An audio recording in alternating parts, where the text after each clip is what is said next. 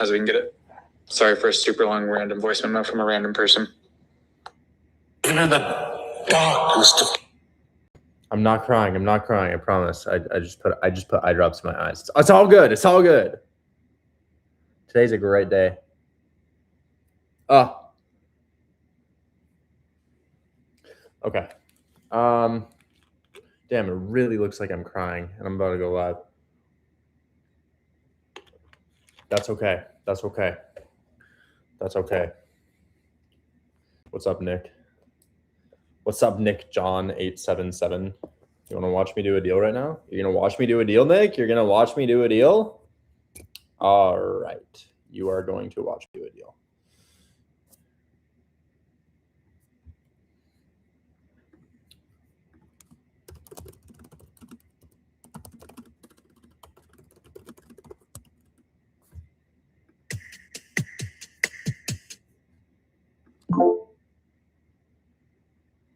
Hello. Welcome. How are we doing today?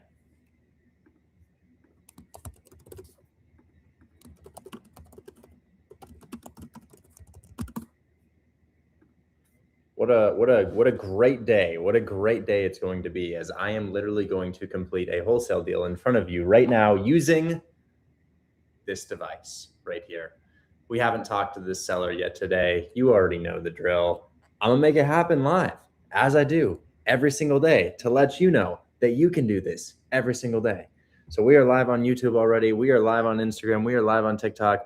Welcome, welcome, welcome. Is advice for new realtors: become a wholesaler, because I don't really know anything about being a realtor, as I myself am not a realtor. John Gamble says, send me money. I need liquid cash. John, don't we all need liquid cash? Yes, we do. John, how can I send you money? You can send me an awesome deal like the guy yesterday who showed me an awesome deal in Detroit, Michigan, which I'll give him up to $5,000, maybe even $10,000 for if he gets it at the right price. So we're going to jump into this right now. We got a little bit of fog on the camera. Let's get rid of that. That should be a little bit better for you guys on YouTube. And I got a voicemail from a seller.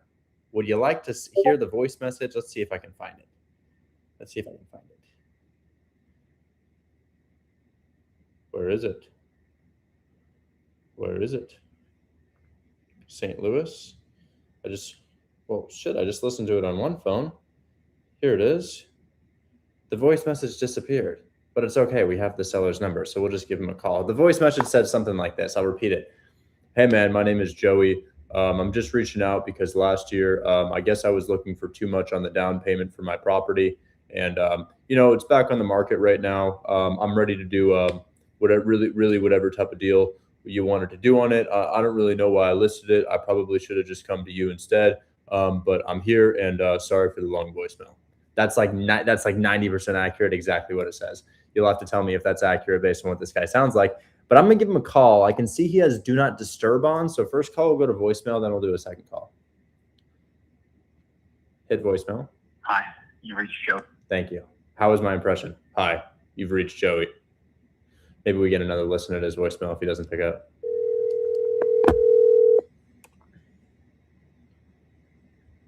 Please pick up. Please, not all that talk for nothing. Not all that talk for nothing, Joey. You're going to pick up. He's going to pick up. He's not going to pick up. Shit, he's not going to pick up. Hi, you reached Joey Sweck. Feel free to leave me a message, or you can shoot me a text for a faster response. Well, how was my impression? We'll text him. Hey, Joey. I'm ready now. Are you free? Question mark. So we have the properties on Jean Avenue in St. Louis. I'm not familiar with this, but what he said to me, he said he's okay with a mortgage takeover deal. He's okay with somebody else taking over his debt. So Jean Avenue, St. Louis, Missouri. I think this is 433 Jean Avenue, because this is active for 3 days. This has got to be the property. So address that we're looking at right now, potential deal is 433 Jean Avenue. There's Vlad, the man I wanted to see today. We got Yusuf on stage here too. Let's look up the address. So step one, whenever somebody sends you a deal, especially if they're mentioning creative finance, is figure out what they owe on the property, right? Figure out what they owe on the property. And this guy right here doesn't look like he owes anything on the property. Perhaps we offered him a seller finance deal. Perhaps we offered him a down payment and monthly payments. Now that's interesting because he asked for a subject to deal in his voicemail, but it doesn't look like he has a mortgage on the property. Perhaps he has paid it off since then. I'm not really sure. We will find out whenever he gives me a call back, but he texted me and I texted him. So hopefully we can have a conversation with him. Anyways, we are joined today by Mr. Vlad. Vlad has a deal that I have assigned for $28,000. $28,000. Now, the buyer hasn't signed yet because what is the buyer waiting for? He's waiting for rent rolls. Why is he waiting for rent rolls? Well, the thing is, Vlad's deal is so good that it's what we might call a unicorn deal. Like really, truly a unicorn deal. He has monthly payments to the seller of $2,900.15. Guess what the property makes per month? At not complete occupancy, the property that he has locked up, signed, and under contract is generating almost 19 racks a month, $18,850 per month. It's unbelievable to imagine that a property could be bringing in $19K per month and we're paying them $2,900 on a purchase price of around $750,000 is like, it's unbelievable. It's just, there's no way. There's no way in hell. So what does the buyer say? The buyer says, I'm your buyer. I will fly out there right now, but I need to see the rent rolls. Not rent rules, LaFawn, rent rolls.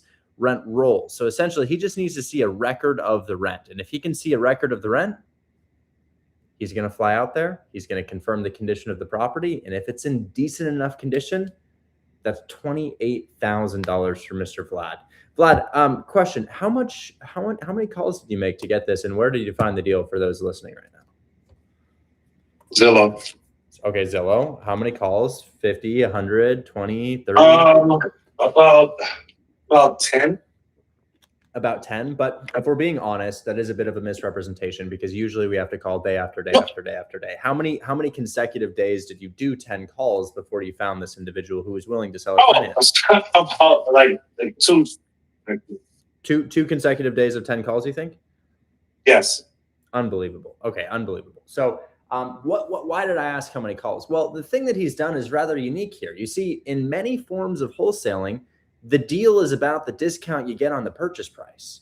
But in this form of wholesaling, you don't get a discount on the purchase price. Rather, you get a discount on the financing terms that the bank would conventionally offer. This is key here, guys. If a seller wants a price that's just like, we can't make that price happen, ain't no way that price is going to work. It would work on this property. But let's just say that were the case. Well, what you could do is, well, I guess I'll say this. The problem is not with the property. Rather, the problem is with the current financing available to the property. Do you understand what I'm saying?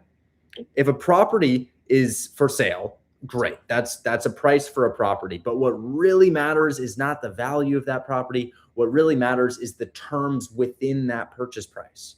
What does that mean? Well, a very simple example of this would be if you had the exact same house, house 1 and house 2. They're the exact same property. There is no difference between those two properties. Would you rather pay $300 or $500 for that house? $300K or $500K? Chat, what would you rather pay? There's no difference. You do not get a nicer toilet. You do not get a nicer backyard. They are the same house. $300 or $500K for the same house. Duh, $300,000 because it is quite literally $200,000 less, right? Well, let's imagine this scenario. $300,000 is cash, $300,000 in cash, and $500,000 is $500,000 with $50K down and monthly payments of $2,000 a month. Let's say that the property has tenants in place at $5K a month.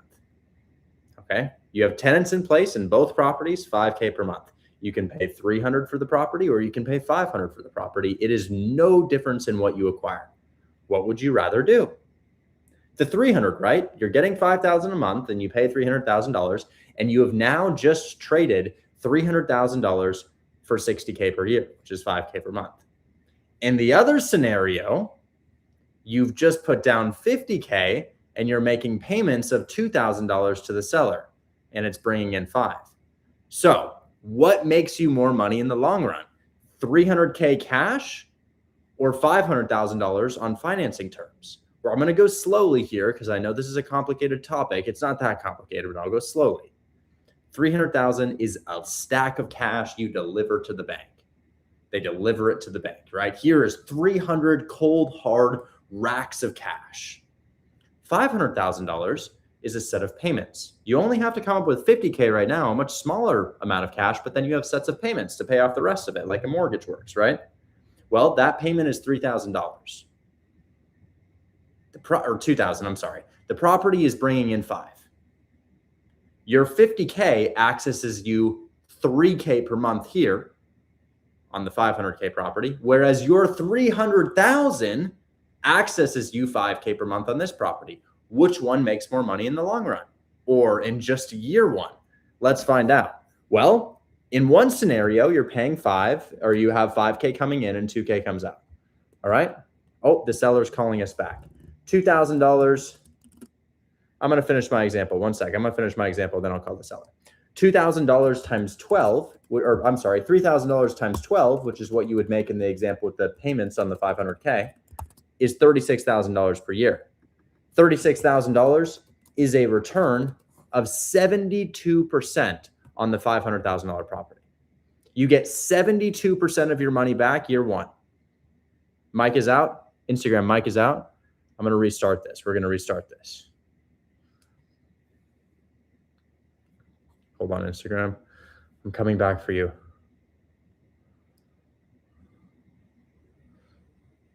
Come on. Come on, Mike. Okay, we're back. So, and let me text this guy. I'm going to say, hey, one sec. Finishing call.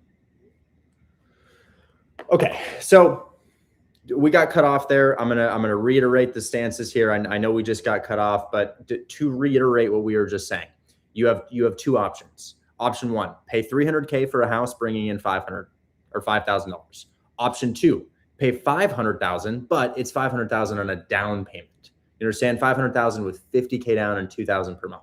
So we were just comparing the two options before we got cut off here, and I was saying that the $300K option is $300K cash, whereas the $500,000 option is $500,000 with $50K down and $2K per month, right? Kind of like my quadplex in Omaha, or my 5-unit in Omaha, Nebraska.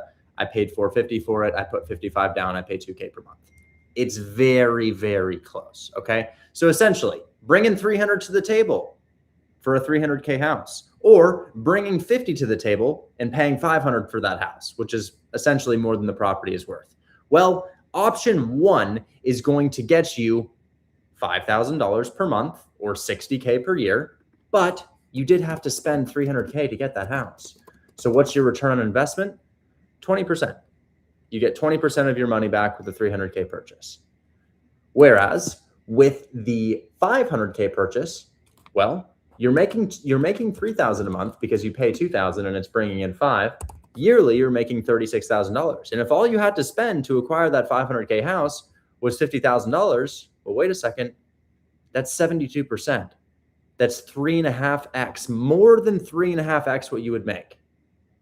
You understand what I'm saying?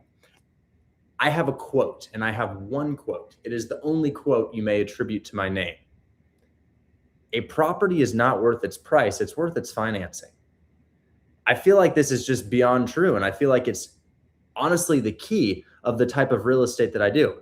A property is not worth its price, it's worth the financing available for that property at the time. And here's the thing, bank financing is 20% down with 7% interest. So the reason I was saying this is there's two different ways to make money in wholesaling real estate. You can get a discount on the price, which is great, but that price is still subject to the available financing in the market. 20% down, 7% interest on investment properties today. However, you don't have to get a discount on the price. You could get a discount on the available financing terms. If a seller wants a price that is just stupid, man. Oh, shit, people keep calling me. That is just a stupid price. Sorry about that, TikTok. I keep getting calls. Well, you could offer them a set of payments, and that's exactly what Vlad did. So he gave him his asking price. He offered him $96K down on his asking price, which is less than the $140 that you'd need to put down on a $750 purchase price. And he has a 4% interest rate. I sent it to the buyer, and even though there's no discount on the purchase price of the property, which is typically what wholesaling is about, it becomes a deal. Oh God, my damn audio cut out again. That was on Instagram. That's people giving me a call.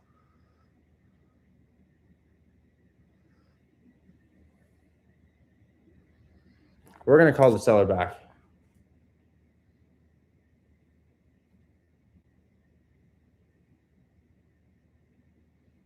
Hold on.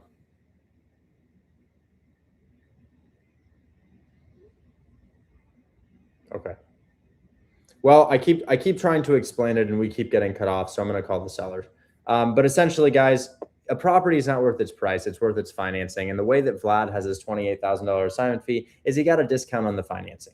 Instead of putting 140 down on 140K or 740K purchase, right? What did he put down? 96, right? Instead of getting a 7% interest rate on the mortgage, what did he get?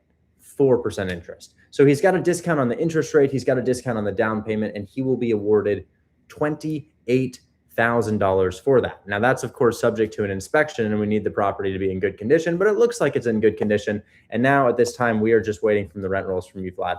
So without further ado, guys, I'm going to call a seller and I'm going to pitch one of these arrangements where I'm not exactly getting a discount on the purchase price. I'm getting a discount on the financing. Now I like to give addresses here because I like you to know it's real. So today we're calling on 433 Jean Avenue in St. Louis, Missouri. Here it goes. Hi, you reached Joe. He's on Do Not Disturb. I'm going to double dial.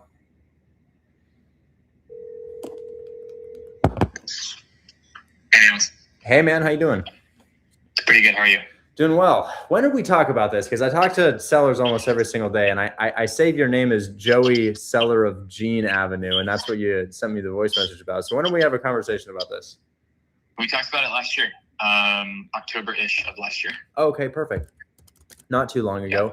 Yeah. And what was the situation then? You'll probably have to start from scratch because I just don't remember. You're good. I understand you probably have.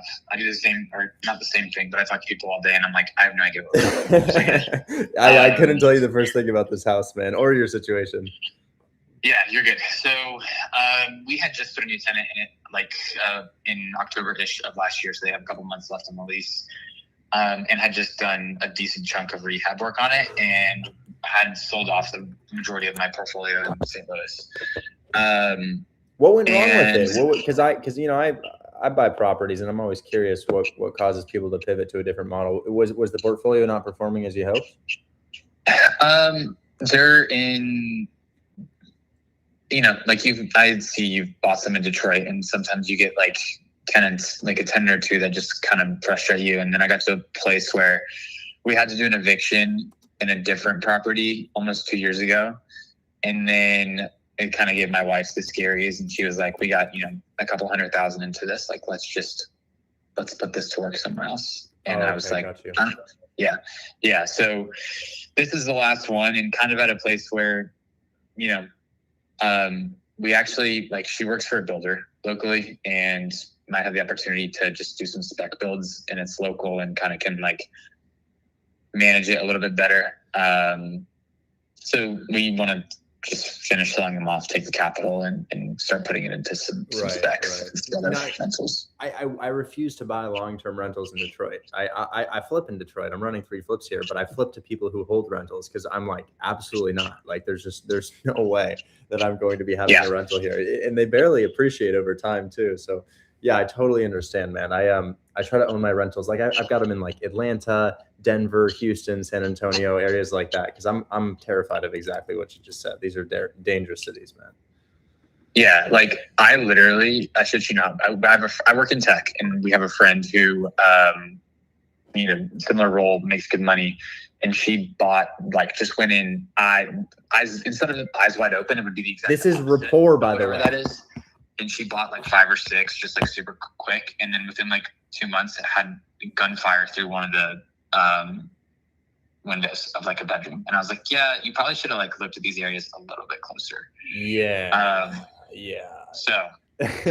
So this one here, is this you mentioned a subject to deal in your voice message. Is this you get a loan on this? Is it free and clear? What's the situation? We owe 53 on it. You've worked with Kian, lender guy. I Yeah, can't remember what his he's company. Kian's a buddy of mine, Kian Chang. Yeah. So I probably 6 months ago was like, I am just gonna refinance this and pull some cash out and literally forget about it. And I can pull the email. I think we were good to refi it at like 85 or 90. And right now we have it listed at 79, but I told my agent, I was like, I would let this go in the low 70s. Like I just don't want to think about it anymore. Right. Sure. But I also don't want to sit here and take $6,000 out of it and be like, great, we just lost like, 15 grand on this house. So willing to get creative, but also in the same breath, I was like, if somebody throws like 10 or so down on a sub 2 deal on this, they could literally refinance it and basically get all their cash back. Now, am I understanding that the debt that you have is hard money debt, short-term debt that would have to be refinanced? No, it doesn't. They could take over that loan if they want at 53K. It's a long-term 30-year fixed. Oh, perfect. Great. Yeah. I mean, I'm honestly, what is it? Is it like a 8% interest rate, something crazy like that? It's like 7, maybe. I don't know. Okay. I mean, it's hard to refinance 70K anyways. Most DSCR lenders don't even want to lend on that amount because it's such a small amount. So they stack these crazy rates. So honestly, your rate's probably just about as good as it's going to get. It honestly just comes down to if a 2-1 in St. Louis can generate more than the mortgage cost itself. People view these as simply vehicles for monthly passive income, albeit not very passive. I would say we just need to figure out your PITI, what that monthly payment is. I could kind of care less about the rate. They're all high nowadays, and this is a low principal, so it shouldn't be that bad. I'm guessing your monthly payment's going to be around like $710 to $690. $625. Ooh, I was close. Okay, I should have gone a little bit lower there. And rents in the area, what do you think? It's rented right now for $1,100. You can get more, you can get less. I think on average, you're probably looking $1,000 to $1,050 in that area. And then, if you get a really good Section 8 tenant there, you could probably get $1,300. Nice. Okay, perfect. So Section 8, $1,300, private pay, $1,100. I'd probably want to keep the $1,100 because my 12 months of $1,100 is more than my 10 months of $1,200 or $1,300 of Section 8. So yeah, probably just keep them in place. You say month to month or 12-month lease on that? They were on 12 months, yeah.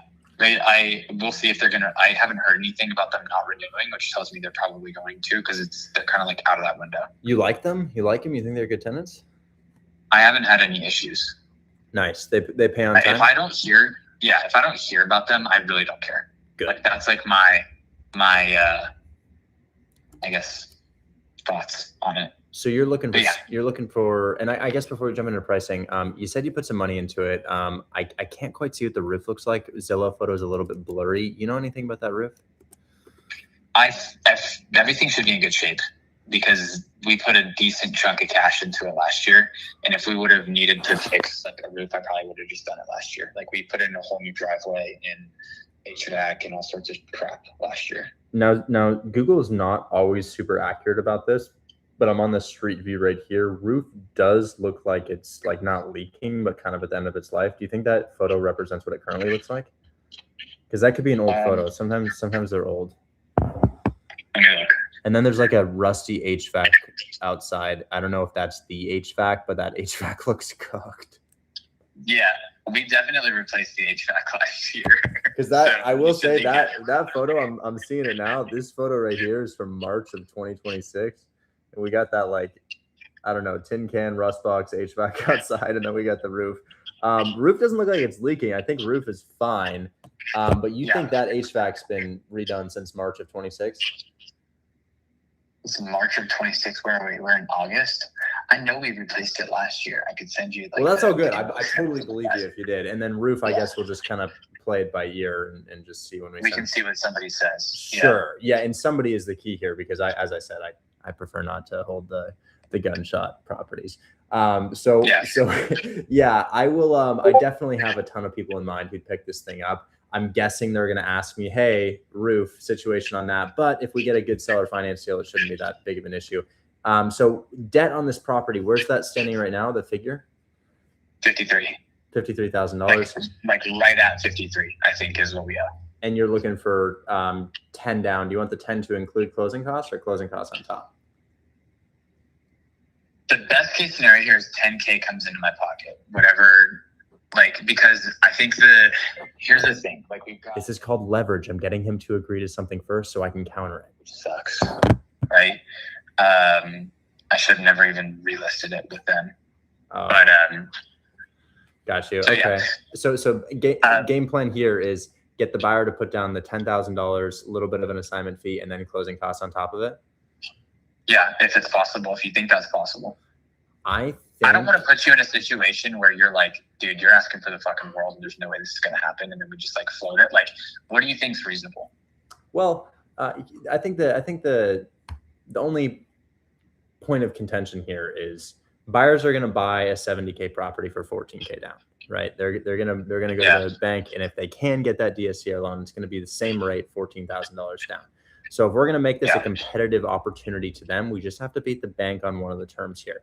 So I guess what I'd be thinking here is if we could have the buyer enter for 10 on this thing plus closing costs, that would be great, which would mean I'd probably want to lock this up closer to 5 with you, stack a fee on top of it, and then do closing costs. And I bet I can convince buyer to enter for like 16 because closing costs on this are still going to be around 6 or 7.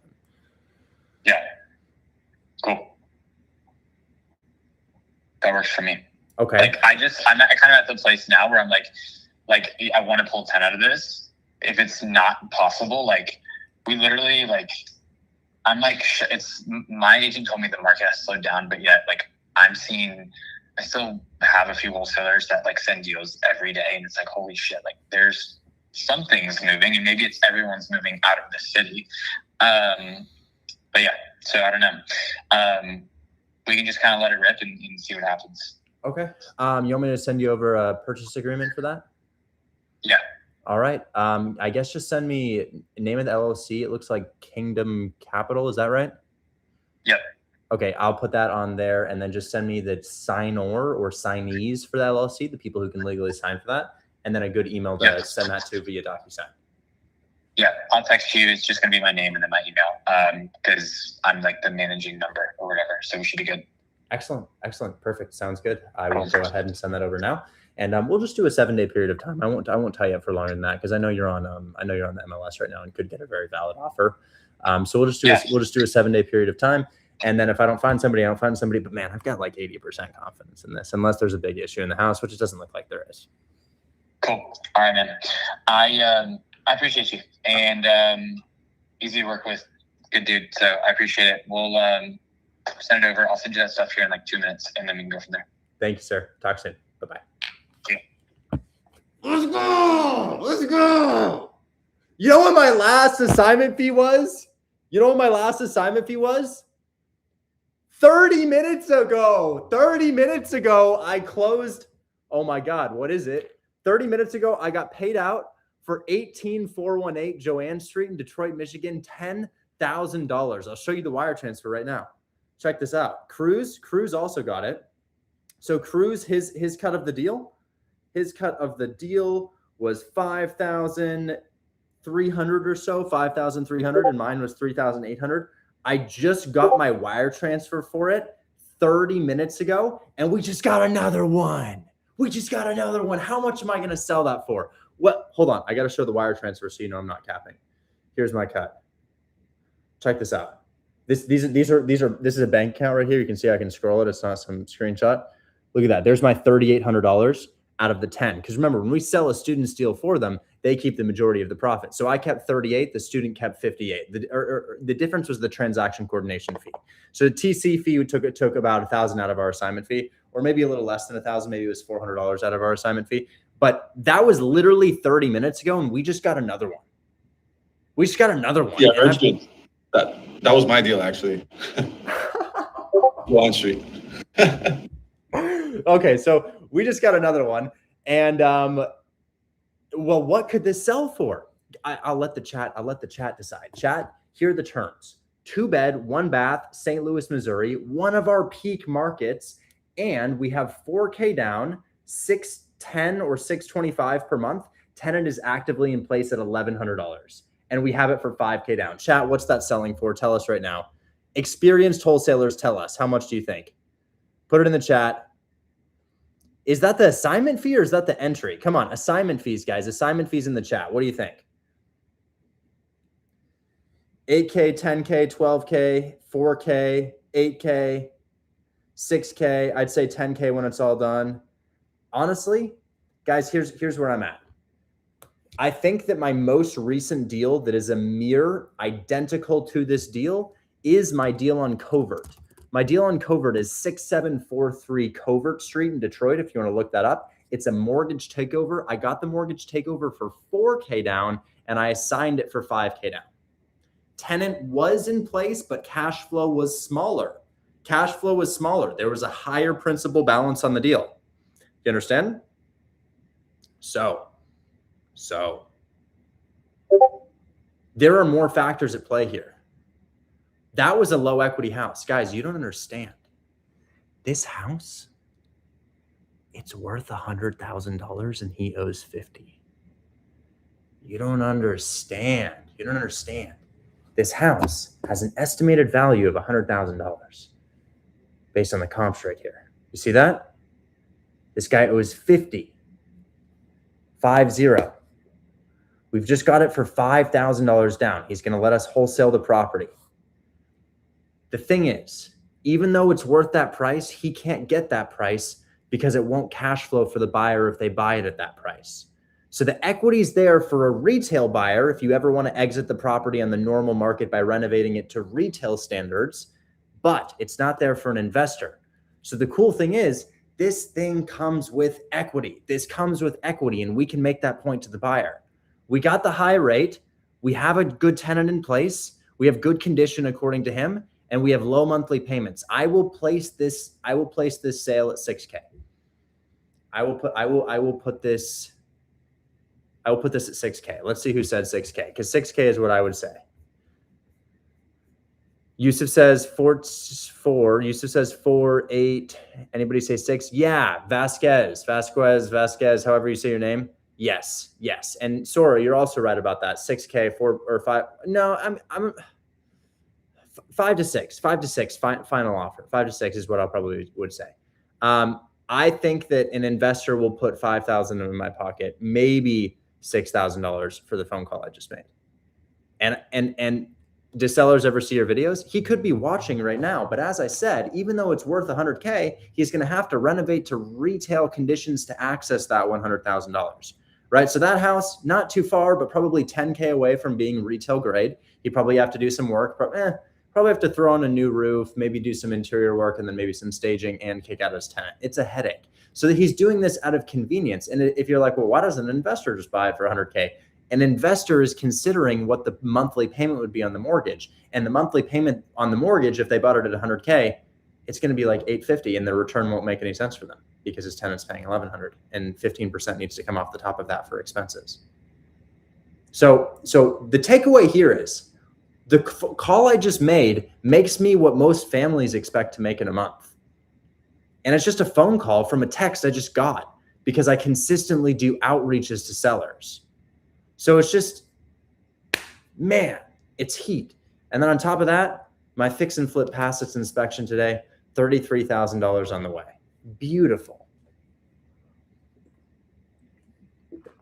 Now, I'm going to share my screen with members of Hold My Hand Wholesale as I fill out this contract.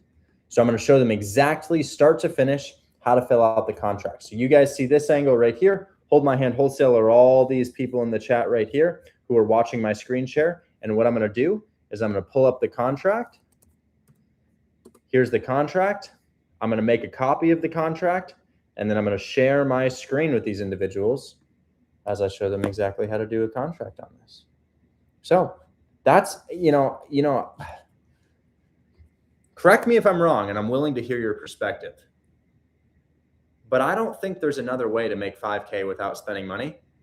I don't think so. I don't think you can reliably make 5 to 10K in a couple phone calls without spending money. I just don't think there's another way. I don't think there's another way. Maybe you could gamble, but what about consistently? What about consistently, as I show in my videos? I just don't think it's possible. So that's why I love this business model. 11,000 houses sell per day, and I just snagged one of them for myself. All right, hold my hand, wholesale. I'm sharing my screen with you guys now. By the way, if you want to watch that screen share, the link is in my bio. You better believe I'm killing two birds with one stone, showing you something miraculous and undeniable and then selling access to how to do it. Whew, that's cruel and that's brutal and that's mean. And yes, I'm going to do it because the address is 433 Jean Avenue. And you can see on public record that we just spoke to Kingdom Capital Investments. And in about an hour, you're going to see him sign the contract. You're going to see him sign the contract. And then you're going to see me sell that contract in real time. Oh my goodness. It's too good to be true, but it's true. Link in bio.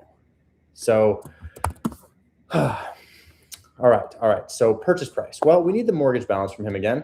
So I need him to say, can you please send mortgage statement to show balance and payments? So we're going to get him to send the mortgage statement and we'll fill out the rest of the contract then. So first part's easy. We got the address. Second part, well, he wanted 10K down. We talked him to 5K down. What did he say was owed on the mortgage? What did he say was owed on the mortgage? He said 50. Can we talk about it? Ood it. Yes, of course we can. He said 50K, but what was it? 50. I did a deal yesterday for 6K, first deal. Dude, that's what I'm talking about. 53K. So chat seems to think 53K is what he owed. Let's see if he sends me a mortgage statement here. So 53. And I'm gonna call him right now and ask for the mortgage statement because time is of the essence. We want to get that contract to him immediately. Hi, you reached your... Oh. We're gonna quick double dial that.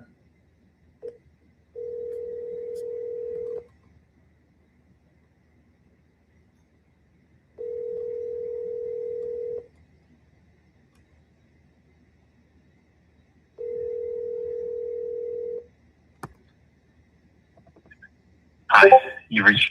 It's all good. He'll text me. It's all good. So we're going to assume 53. So what's the purchase price? It's going to be 58K. Purchase price 58K because 53 plus 5 for the down payment is 58.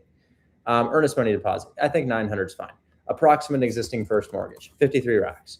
Cash at the close of escrow, $5,000. Seller's name. Seller's name is Kingdom Capital Investments, LLC. Kingdom Capital Investments, LLC. So I'm going to make that Times New Roman. I'm going to do 12 font, and then I'm going to change that to black text. Perfect. Buyer is going to be my holding company. My holding company is the W-2 of my main company. Main company is Grandin Taylor, LLC, but for tax purposes, Grandin Taylor, LLC is an S-Corp, and I am a holding company that is a W-2 of my S-Corporation that receives a monthly salary, which allows me to qualify for things like FHA and car loans, because not having a monthly salary and just being an entrepreneur that collects money does not look so great on paper. So it's awesome to be a W-2 of your S-Corp. Anyway, GT Properties Group is that holding company, which is just a limited liability company, no S-Corp. Address we're not going to put on there right now. Telephone not going to put on there, but I will put my email. And then scrolling down here, seller carryback. What's this? This looks important. Nope. That would be for seller finance. We're not seller financing. So there's no seller carryback. Subject to addendum to be attached in closing. And then, I always get these guys who are commenting here who are saying, who say, wow, did I just lose my train of thought? Yes, I did. I wasn't talking about haters. I was going to talk about something else, but I lost my train of thought. It was something about the contract and being complicated, but that's okay. Whatever. We've lost my train of thought. Too much going on. Long week. Very low calories. Very, very, very, very low calories today. And then we're going to make this Missouri law. Gosh, come back to me. It was such a good point. I had such a good point. It was that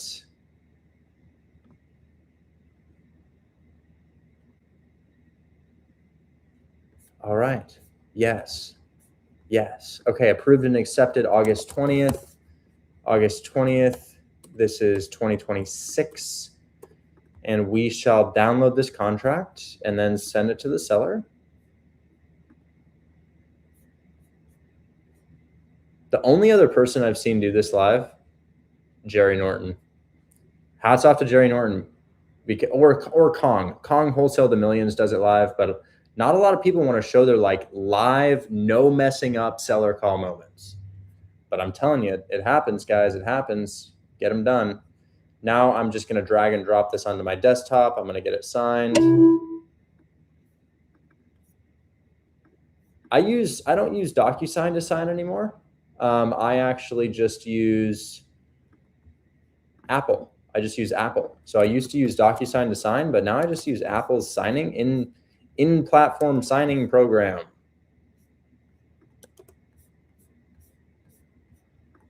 I'm adding my initials here. Bear with me, bear with me. Adding my initials. What type of buyer would this be for? Section 8 rental buyer. Section 8 landlord.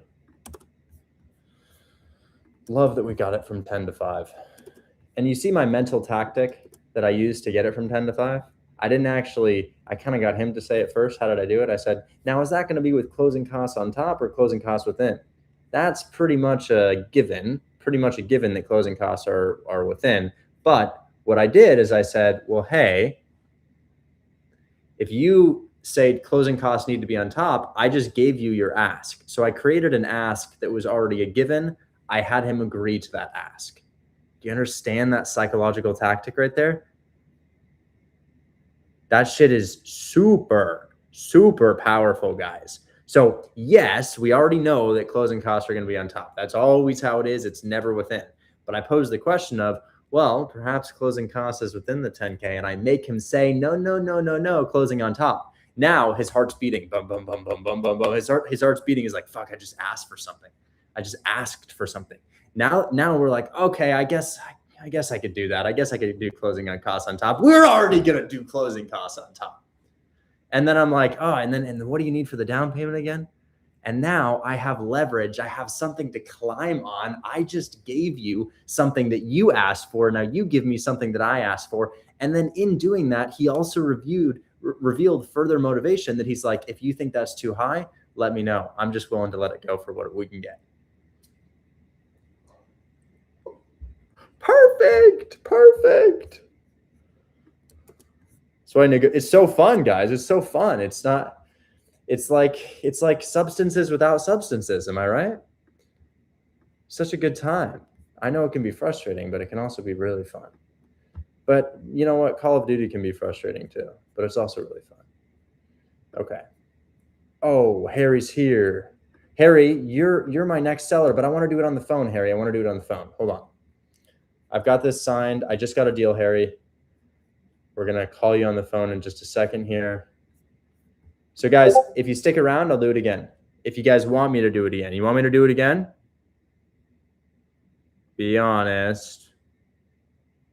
Do you want me to do it again and show you the address I'm doing it on so that if you join late, you want me to do another one called close? Okay. All right. Okay. Fine. We'll do it again. So I'm going to DocuSign to this guy really quickly. I don't use DocuSign for me to sign, but I use DocuSign for the seller to sign. So DocuSign. I think there's a free version of DocuSign. No, come on. Let me log in. I already have an account. Like, come on. Where is this? DocuSign login.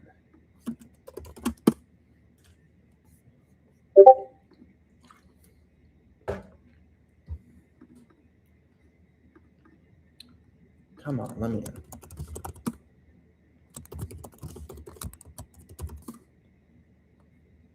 We're in. Okay, so now how do you DocuSign it? Well, close my TAA. Hold on. I got another call to make. By popular demand, we're going to be doing another call. Stick around. Can you give me a step-by-step process? That's what I do in Hold My Hand Wholesale, bro. Hold My Hand Wholesale is still $20. It is still $20 for step-by-step. We're going to add recipients. This guy's name, I don't know what his name is. Cruz, I will find out about that here shortly. His name is Joey. Joey. Interesting last name, Joey. Is that some Nordic thing, maybe? I'm not going to say it out loud, but very interesting last name. All right, then we just drag and drop his signature fields, and it's good to go. Or his initial fields. Initial fields are, well, I'm sharing my screen with these guys and hold my hand full, So this is the step-by-step, guys. This is the step-by-step. The step-by-step is available as to whether or not you'd like to partake in the step-by-step or continue to consume short-form content outside of this is up to you. A, continue scrolling. B, use the downtime that you have to watch me right now to figure out exactly how to do this yourself. It's a hard decision, guys, I know. Almost done here. Almost done here. We're getting there. We're getting there. Three more things, guys. One, and then we need name, seller signature, seller date. And then it's done. And then we click send. And now I'm done. And now I'm done. And then I put that into my little fake CRM. What is my fake CRM? Well, it's a CRM, but it's fake. It's actually just a Google Drive sheet or a Google Sheets sheet. And then we turn the color to green because we just got that done. 5K down, 625 PITI, occupied for 1,100, 2 beds, 1 bath, 53K loan balance, 102K prop stream value. Boom. Boom. Contract is in your email.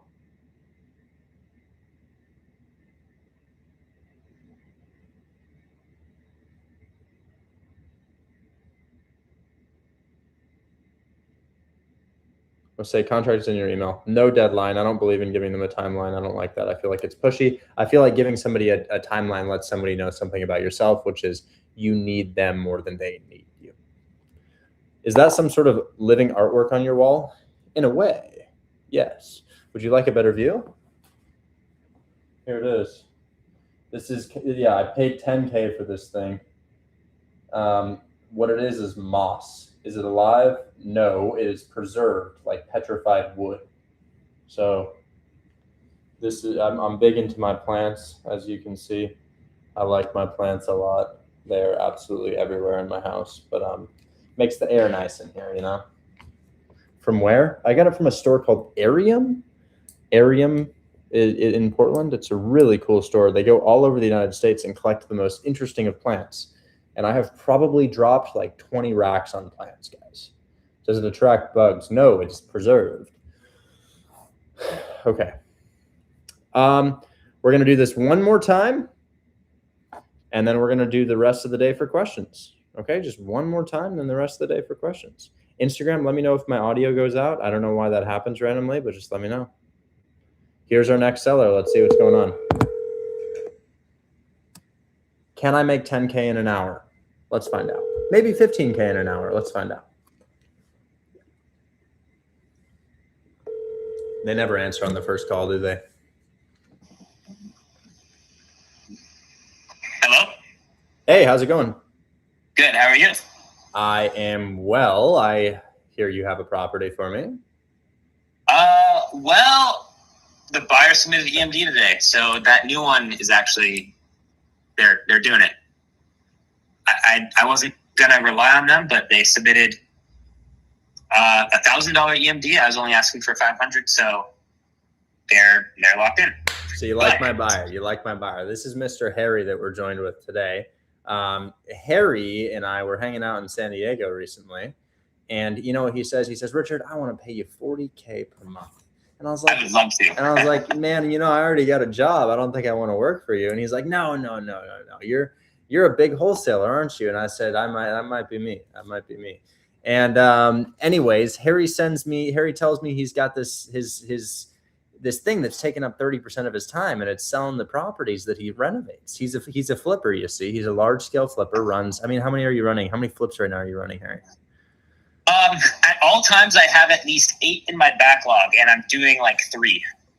Oh my God. Okay. Insane. And apparently he doesn't go on the MLS, meaning work with realtors to sell them, because that takes too long. And he has hard money loans on these properties, or private money. Too long. And the private money is ticking. I'll tell you exactly about the situation I have now, right? Like, there's a deal that I should sell on the MLS because the market value makes it worth more. But the agent wants to make sure the property looks super pretty and it's cleaned first, and the grass is mowed, and I could do all that, and I will do all that. But meanwhile, I could just be calling people off market, and they're already submitting an EMD. So I'm like, okay, now I have to wait 4 business days for pretty pictures. So, speed is huge. Well, this is good. I performed once. I think I can do it again if it's the right deal here. So Harry comes to me and he's like, it takes me too long to get these things sold. And I was like, man, I collect buyers for a living, and I'm not a realtor. I just collect them because that's what I like to do. And whenever I have a good deal, I let him know, but I let him know at a slightly higher price, which is known as wholesaling. And Harry dodges his realtor commissions and all the headache that comes along with hiring a realtor. And I wholesale his properties. Now, most recently, Harry, may I say this address that we just got EMD on? Oh, we got the EMD? Yeah, I thought you just said they submitted 1,000 EMD. Oh, that wasn't for that's not your buyer. Oh, I thought I mean the EMD was supposed to be submitted today, so I was told yesterday that it would be submitted today. I would imagine that it's in right now, but we in theory we just got EMD in on East 74th in Cleveland. Okay, great. And yeah, that should be moving forward now. So we're gonna see if we can get another one done. Anyways, can we either confirm that theory or get contact info of the title company? Well, yeah, but you could just look up the title company and ask. What was there? It was Title Partners is what my buyer wanted, right? Yes. Yeah, I mean, I don't know their contact info, but I can ask. But I bet you could just look up Title Partners Detroit, and they'd be there. Oh, they're in Detroit? Oh, sorry, I'm doing deals in Detroit. This is probably in Cleveland. My apologies. Okay. Yeah, I mean, a lot of times title companies might have like individual escrow officers. Oh, I'll ask. I'll find out for you. I'll figure it out after this phone call. But what's your next address? What do you have? And then you let me know when Donald's done, and we'll get that thing moving too. Okay, so Donald, Monday. I'm expecting to walk a completed project on Monday myself in person. So if someone on your side wants to join, that would be great. Excellent. Smoke detectors, railings, all the 9 yards? Yes. Good. Perfect. Okay. Yes, I will see if I can arrange that. And then what's this other one that you sent me? You sent me something 125. That's a common price point for us. The last time I closed 125K duplex, Harry, guess when it was? A week ago? No, an hour ago. Oh, dude. I just got the payout. 18418 Joanne Street in Detroit, Michigan. It's a 4-bed, 2-bath duplex, 2,000 square feet. Nice. But yeah, let's do it again right now. What's the address on this one?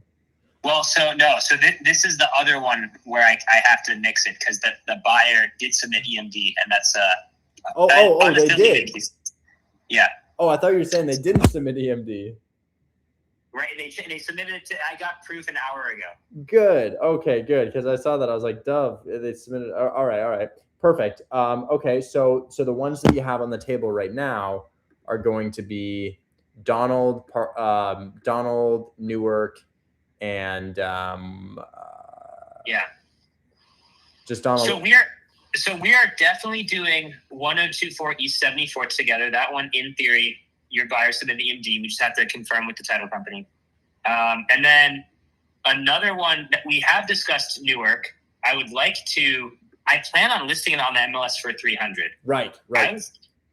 I would happily take 280. You actually had it under contract at 260. I'm definitely not going to go lower than 260. The cash flow is very different there because it's in an appreciation neighborhood. Right. It's hard to get them to see value like that because they work in so many different markets. They just are not aware of markets like that, so they're just taking your word for it. But I think I get it. I think the next easiest one is Parkgate, and then also Parkgate in Cleveland. Is that your deal? Yes. Wait, hold on one second. So Donald I know you feel good about. 7206 Donald. I'm ready to walk that on Monday with a buyer. Love that one. I'll call him next about this. Okay. And I think your buyer wants to submit EMD after walking it, right? Oh yeah. They can't submit before. Okay. Whereas E74th was already a finished turnkey, so it made sense. Donald is a renovation that wasn't completed yet. So Yeah. They'll submit EMD after a walkthrough and before an inspection. okay, so Parkgate, I would love to, I know we're talking about a lot of addresses here. I'm trying to move a lot of it. So Richard, this is where I really value this relationship because, as a flipper, I'm usually only trying to sell one property at a time, maybe one a week, maybe two a week. And so I basically needed to raise a little bit of cash. So I sold properties I otherwise on selling. And then I had some buyers back out. So all of a sudden there's like 6 addresses that I'm like, oh crap, how do I move this? But I know that's where you're going to help me. So Parkgate is an address. I think it's a good investment. And just out of the 6, it just hasn't gotten any love yet. So there's 2 out of 3 units occupied there. I'd like to get 220 for it. We're under. I think we signed a contract at 220. We were just waiting for. I think we had a buyer walked. I think he did walk, and I think he liked it. I think we just need to send it to. The way that they work is that they represent clients. They represent like W-2 clients and high income clients who end up purchasing a property. But they walked it. We just need to pair it with a client now, and then yeah, I'll get them to join you for the walkthrough on Donald. Okay, great. If you want to, I'm more than happy to sign an NCNDA to just streamline communications with these people if you'd like. And for sure, I do want to send it to you. I've been so tied up. I understand. I get it. Yeah, let me call the buyer right now and see if we can walk on Monday. For Donald. Yes, sir. Great. I'll be on standby. All right. Talk soon. See ya. All right. Bye. Bye. Okay, so we just got Donald at 143. Buyer walked the property, but it wasn't finished yet. We need buyer to walk the property again, aiming for $149,000. Rehab is supposed to be done on Monday, so I'm going to see if I can line up that for a $6,000 fee on Donald, which would be awesome. And then I'm going to let my editor know the clip.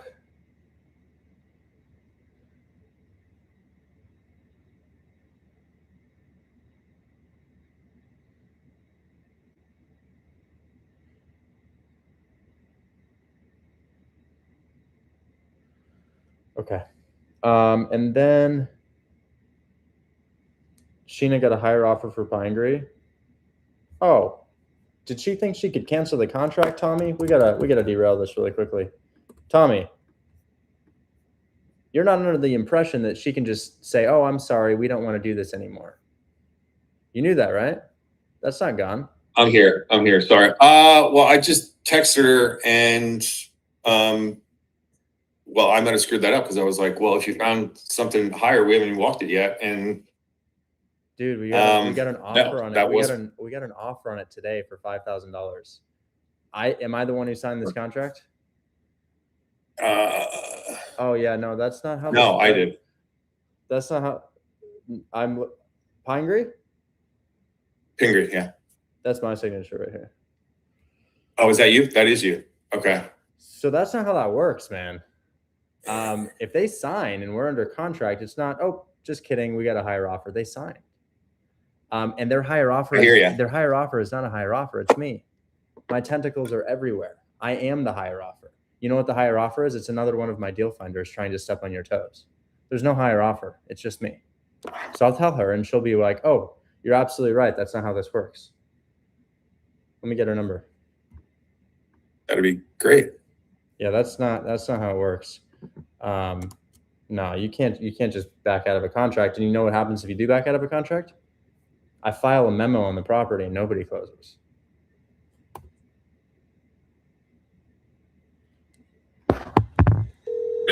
By her, it was in. Phone is ringing.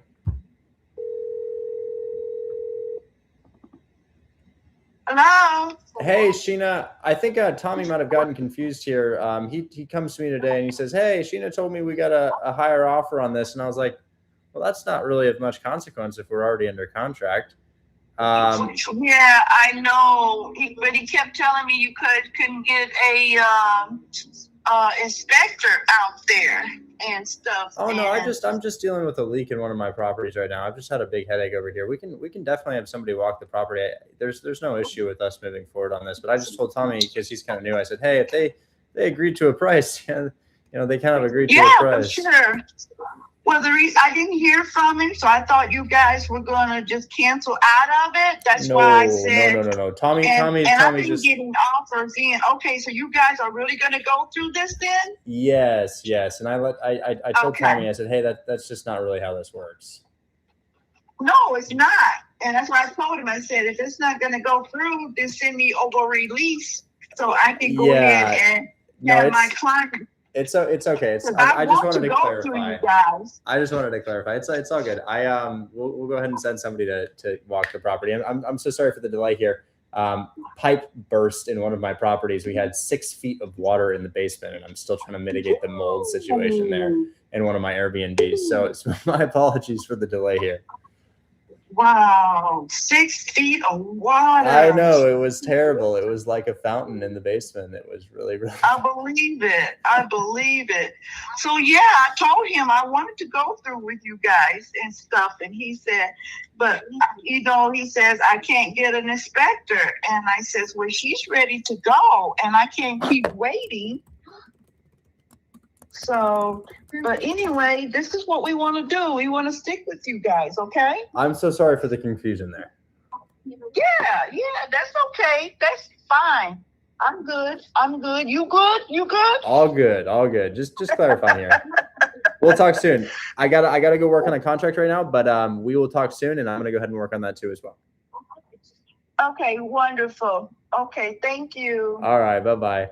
Tommy, you can't tell me you thought this business was that fragile. That's a legally binding purchase and sale agreement. Dude, I did not. I said we're currently having issues. We're a little understaffed as far as inspectors are concerned, but because she kept every day, she's like, "You got somebody to walk it." I was like, "We do. We're lining it up.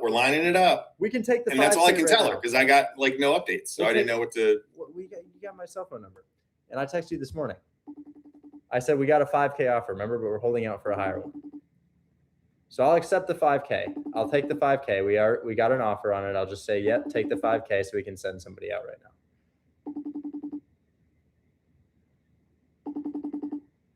I have my phone is ringing, so I can't hear anything. I'm gonna say, hey, take the 5 or 6K offer we got. Agent needs us. So I got 2 offers. I got 2K first, which is stupid, and then I got 5K, which is like, and I was hoping for at least 7 to 10, but we could get that, but it's going to probably take until Monday to get that. So I think we could get that, but we'll accept the 5 just for your proof of concept. That would be awesome. Thank you. Yeah. I felt like I was in a holding pattern because I'm not lining up the walker, but she's looking for updates from me, and I don't have any to give her, kind of. So sure, and that's why we have 7 days on this, right? Yeah. How many days are we in? Like 2, 3? I think 3. It's okay. 7 business days or 7 days? I think 7. It's 7 business days. Then then Saturday and Sunday don't count. Yeah. Man, what I would do, because I used to do this, I used to take any offer I get. I used to take the first offer I got, and then I learned to wait a little bit, and then that's how you get $10,000. When the people are like, all right. It's like a bidding war. You let them bid and get their bids. But just for your proof of concept and to appease this agent, because she is a very nice woman, I will go ahead and accept the $5,000 on your behalf. And we will we'll go ahead and get that walked. And the buyer who offered is in one of our big buying communities. And I think that this is a really strong buyer. So I've just indicated to my dispositions manager who I had work on it. They started yesterday, by the way. They started working on this yesterday, and they already found a buyer. So yeah, I'll tell her to accept that. Maybe we can push them up to $6,000, but we'll take it.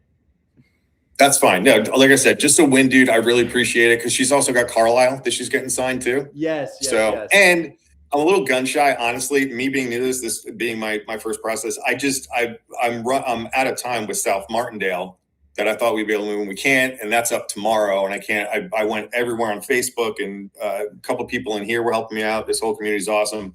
Couldn't find a buyer for that, so Yeah. I was like, ugh. That happens with cash deals, man. That happens with cash deals. Sometimes you lock up something and it's it's a good deal, but I would say this. We can lock up deals that are pretty close to list price, maybe 15 or 25 below list price, but general rules would have us go deeper than that to ensure that we have a deal every single time. We can find somebody for discounts like that, but it's much, much, much more likely if we have a steeper discount to find somebody. However, with a creative finance deal, it's a lot easier to find somebody. All right. So it's not just cash on cash. Like I thought if we bring something with at least 25% cash on cash, that's pretty much a no brainer. We got plenty of buyers for those and we should be good. That's what I thought with Martindale. In theory, but those are, I would say there are plenty of buyers for those, lots of people, but you have to uncover them through cold calling. So I'd cold call, I'd post on Facebook. I send it to my existing buyers.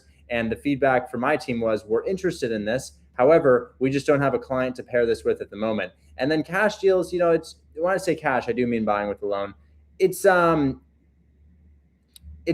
ultimately less likely than a creative deal. However, it's a lot easier to get them than creative deals. So we still lock them up. It helps to sometimes have buyers first, right? I had a one-on-one with a guy today and I was like, well, you might want to have some buyers first before you go into this so that you always know that you have somebody who can buy your property so that you make offers with confidence, and at least you can send somebody to the property. So, doing some cold call first can always help. Yeah. Got it. That's how I sell my deals. I have buyers off the top of my head. That's how I sign with confidence and sell with confidence because I got people who want to buy. And for the first time ever, we've put that whole list on Buy Box Cartel. And you do have to do some dialing, but man, my video's title today is, if you have 5 solid buyers, you can do 50K per month. That's the video I posted on my story today. 100%. Yeah. Cool. Anyways, I just need to call the other buyer about, I saw that and I was like, no, it's not dead. It's not dead. It's fine. But we got to call the buyer really quickly for, what's it called? Harry's deal on on Donald, and then we should be good for Q&A, guys.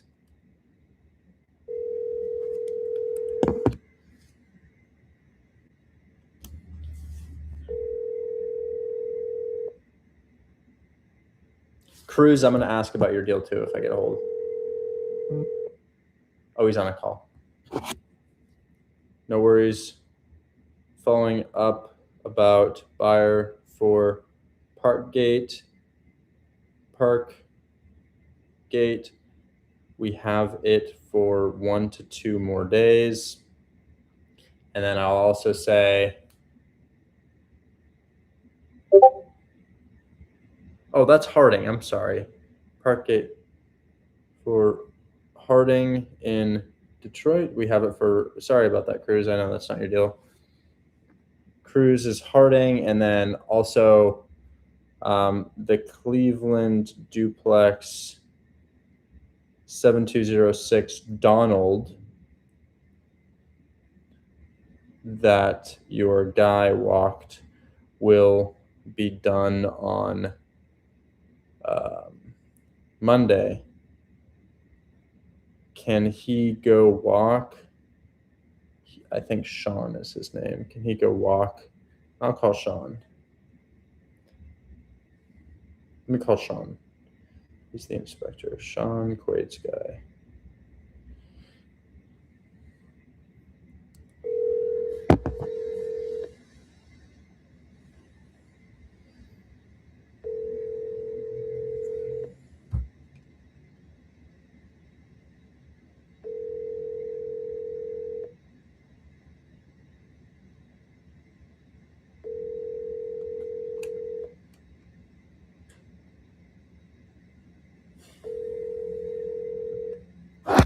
Let me find out about EMD on this.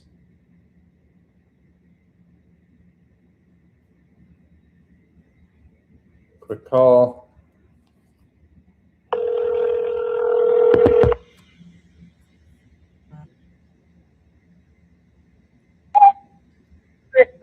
Hi, Eliza. This is Richard. How are you? I'm doing good. How are you? Doing well. Just following up to see if wiring instructions were sent for E74th. Yes, I did text you earlier about an hour ago. Oh, sorry. We got the EMD sent. Yeah, and Title has sent us the receipt as well. Perfect. I forwarded to Sherwin. Would you? Sherwin's off right now. Would you mind sending that to this cell phone here? Yeah, sure. No worries. I can have that right now. Excellent. Thank you so much. And then I just tried to call Quaid about this. I don't know if you're the right person to talk about this, but you guys walked a property in Cleveland, 7206 Donald, and it wasn't quite done yet, but it'll be done on Monday. And your inspector in Cleveland, Sean, might want to walk that, but only if Quaid has a client to pair it with, which I'm not sure if he has another client in Cleveland right now, but this is a good one, fully renovated. Let me see if we have that here. What was the address again? 7206 Donald. In Cleveland. Donald Avenue 1, yes. Cleveland, Ohio. I sent it to you guys for 149.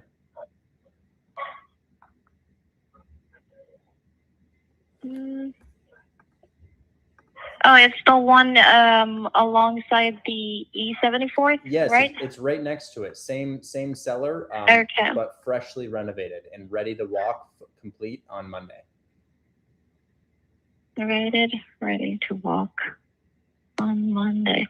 I will bring this up to Quaid. We are going to have a meeting in a couple of minutes here, so I'll make sure to bump this up over to him. Okay, perfect. And then, so yeah, Donald ready to walk on Monday. Great job on E74th. And then I have a property that I own that you guys are picking up on Merland Street, 15820 Merland.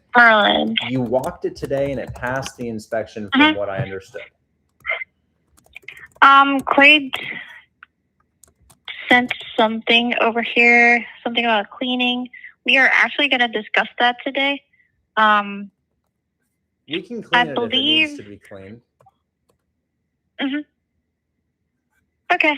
Let me just double check what he said here, just so I have it and I can just tell you what it says.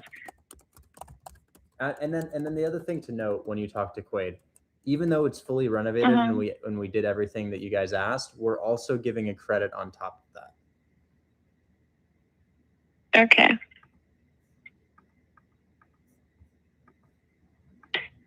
Right. Okay. I'm putting in all the things you said here so that I can give it to Quaid as soon as he hops in. I'm looking for the actual pictures and the videos. I can send that over to you if you want. Yeah, my contractor was on site and he told me that your guys said it looked good and that everything that you guys had asked for was fixed. But yeah, I guess just let me know what that is. Is EMD in on that or not yet? I can't remember. Sherwin actually followed up. I also told Quaid about it, and he said he diverted me to the floors clean and bees nest and something. Floors clean and what was it? Bees nest. Oh yeah, there's a bee's nest in the electrical panel, which yes, I bet my contractor could just pull that out. Okay. Yeah. Okay. Well, I guess just get back to me definitively because you are getting thousands and thousands of dollars back at the close of escrow, just in case, Yes, I believe so. You said your contractor is Chris, correct? That's right. Okay. All right. I have his contact info as well. Yeah, I'll forward this over to Quaid and I'll give you an update as soon as I have it. Thank you. Really appreciate it. Talk soon. Thank you, Richard. Bye-bye. All right. Bye-bye. All right. I think that's all I had for you today. Now it's Q&A time. I'm just thinking, racking my brain. Anything else?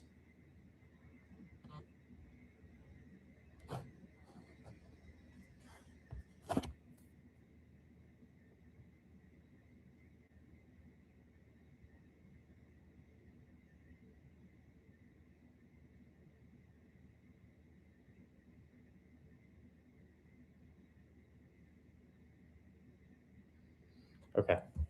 And then my house actually did flood. That's not a fake excuse. That actually did flood. How do we link up so I can sell you my house scan? What is that? House scan? I'm not sure what that is. But you're welcome to book a call with me via the link in my bio. What's the 50K per month side hustle? No, you're just joining. I just did it in front of everybody live. I just did 2 deals, one of them for 6 and another one for 5. So $11,000 in like an hour. So I can sell you my house. Oh, useful things. If you need to sell me your house, can you tell me what area it's in, the city? Just so I can see if that's something I can move. Because a lot of you guys live in like middle of nowhere, Alabama, Missouri, Mississippi, and I don't have buyers in the middle of nowhere. So I just got to see where you live. Anyways, Tommy's good. Yusuf, it's getting late over there. Now we're joined by a guy in Cairo, Egypt with $45,000 in closing. What's going on? Hey, Richard, how are you doing? Today's a good day, man. Yeah, that's great. Like I saw you close the TA deal live. That's crazy, man. I wish I can do that too. You can. You just have to call.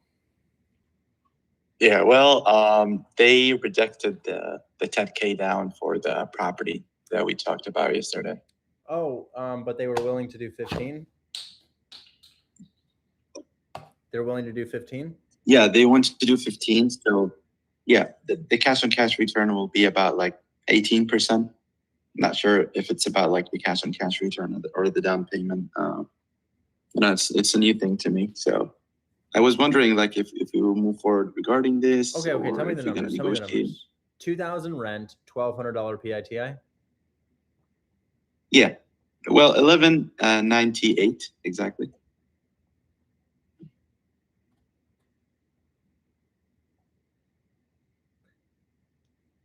Okay. And that down payment is 18.6. Right? Yeah. With the commission, yeah. Guys, you see the dilemma here? What should I do? So what's the purchase price on this? The listing price is 140,000, but they owe 104. Okay, 140,000, and we're putting down 18.6, PITI 1,200, rent 2,000. Ooh, that's cutting it close. It's close. We had a deal, a slim deal at $1,000 PITI. This is cutting it close. 60% below list price. 60% is a nice rule of thumb, but there's more information to that. Agent commission has to come out, renegotiate. Yeah. I think that's a little high. I think it's a little high. We're very close though. It's very close. Like, dude, I think somebody would enter this for max 18, but I don't think we can lock it up for 18. Let me talk to your agent really quick. Because we can't just let it go like that. Come on, we're a couple $1,000s away. Oh my God, we're so close. Is it Tamika? Yep, Tamika. She were talking to Safe, which is me. Okay, I'm gonna call.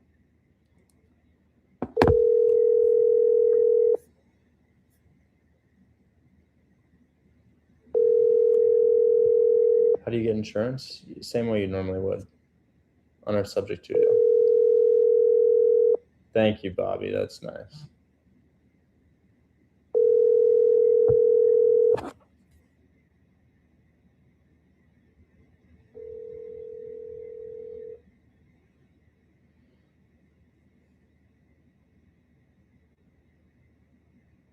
Please leave your message.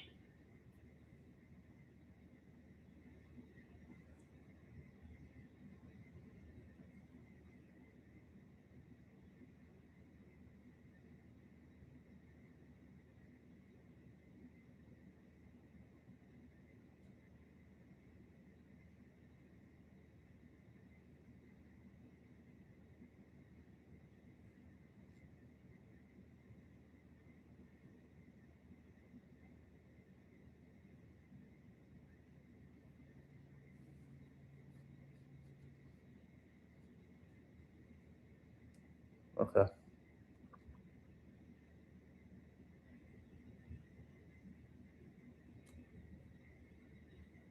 EMD is in. We have the proof of wire. EMD's in. Perfect. Gotta send that to Harry. Your person didn't answer, Yusuf. So Yusuf, I would just negotiate a little bit, man. Like, see what we can do. Like, we can come up maybe to 12K. Okay, we could probably come up to like 12K. You know? Got it. Absolutely, I'll try.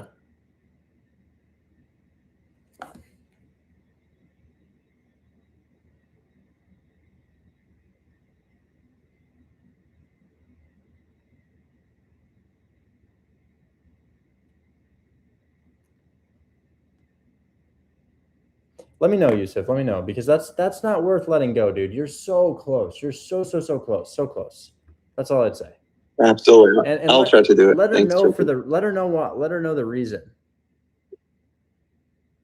Let her know the reason. And the reason is, hey, you know, we thought the payments were 1,000, they're 1,200. That $200 does make a big difference. It already is pretty close. Got it. Okay. I'll try to negotiate and get it back to maybe 10 or 12 maximum, you say? I wouldn't lock this up for more than 15 down. And dude, at 15 down, I just want to say we're probably selling it for 2 or 3K. Got it. Okay. I'll try to push for like max. I'll try. You know, maximum we are going to get is 12, but I will try to push for 10. I'll just keep pushing.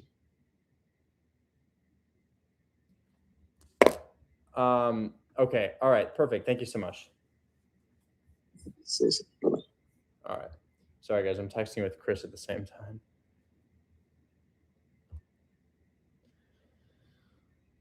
All right. Brief seller call here. One moment. Quick seller call. See if I can make something happen here. Then more questions. Yo, I'm about to do some content right now. Well, give me 2 minutes. Yeah.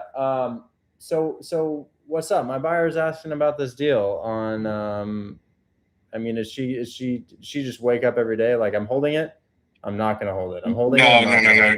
I sent you a text last time. She wants to repair the property. When she repairs the property, she said she'll give me a final decision and she won't change her mind. That's kind of like what she's doing right now. So she's fixed the property because there's foundation issues, there's plumbing issues. Like there's a lot of issues on this property that's been kind of uncovered. So she's just going through and fixing shit currently. So once she fixes it, because she's like, I have to be transparent with the buyer. She goes, I'm not going to hide something from the buyer. Well, she goes, I'd rather just fix this. It's just the way her mind thinks. You know, she's very like, let me take care of everybody else around me first before I try to do something. So that's what she's focused on. Okay, I will say though, maybe this house is 100 years old. There's always going to be things in a 100-year-old house, like the house you live in, the house I live in. If we got it inspected, stuff would come back, right? So if it's a functional rental and it's not like leaking water or something, and it's not leaking water. No, it's leaking water. Leaking water into the walls. She got a fine. She got notice from the city. Hey, if you don't fix this, okay. 30 days. I just wanted to make sure it wasn't like we're making. Yeah, it's not. No. It's not because she's dragging feet. Literally, she got notice from the city. She'll get fined $10,000 if she doesn't have these things fixed. And it's like this all came out of the blue because everything's been going smooth. Crazy. So she's an attorney. She has to take care of everything appropriately. That's just her mindset. I got it, and that's needed. Yeah, for sure. Okay. Yeah. All right. Keep it posted. That's no problem. And okay, what's up with the Alabama property? What's going on with that? You guys had an offer. I think you're trying to smooth it for like 70K or seller finance. I know the guy will take as low as 55K. So, what's this address on it? I'll get over to you. I actually don't have it off the top of my head, but I'm literally about to shoot content right now, Richard. So let me take care of this and I'll get it set up for you. Okay. All right, send that over, and we can do seller finance on that or no? Well, yeah, I'm sure he'll be open to whatever. Great, excellent. Send that ASAP. If you want, I can send you his number. You can call him and talk to him about it. Absolutely. All right, cool. Talk soon. All right, talk soon. Bye. This server is both health conscious. All right. Okay. Yeah, he texted me. He says, "Can you try to sell that Alabama property again? Seller's willing to take 55 for it." I'm like, I don't know what that is, but send it. All right, next. Well, Vlad, rentals. Any update on those? Because you got 28K pending, my guy. I'm still waiting. Yeah, she told me she spoke to the seller, and the seller's gonna send that over. All right, keep me posted on that, and you can text me even during the weekend, and I'll work on that because that's a big fee. All right, no problem. Are you gonna make that call today or no? what's we had a different one to call, right? Yeah. Yes, absolutely. Yes, 100%. I have more energy today. Let's do it. So OB3, the morning is not good for me. I have 3 meetings tomorrow. I have to go to the gym. Renegotiated price 95. Tommy, yes, but I don't want to say yes to you and be like, well, I don't know what happened, right? Because Tommy, I don't have a crystal ball. I can't predict the future. There's a very strong chance, Tommy, a very strong chance that it would absolutely fly. But Tommy, I don't want to do you dirty, man. So I don't want to hurt your reputation at all. That's not what I'm trying to do. But yeah, low key. But I wish we could send somebody to the property like Pam. You know how I've been saying that Pam lives in Detroit? You can pay Pam $50 to go walk a property in Detroit. Right. And then you can be like, hey, we noticed some things. I might want to be closer to this price. You know, it's a little bit easier. That's probably what I would have done. I think I told you about that a couple days ago. So I will at Pam in the chat just in case you want to pay Pam to go do something.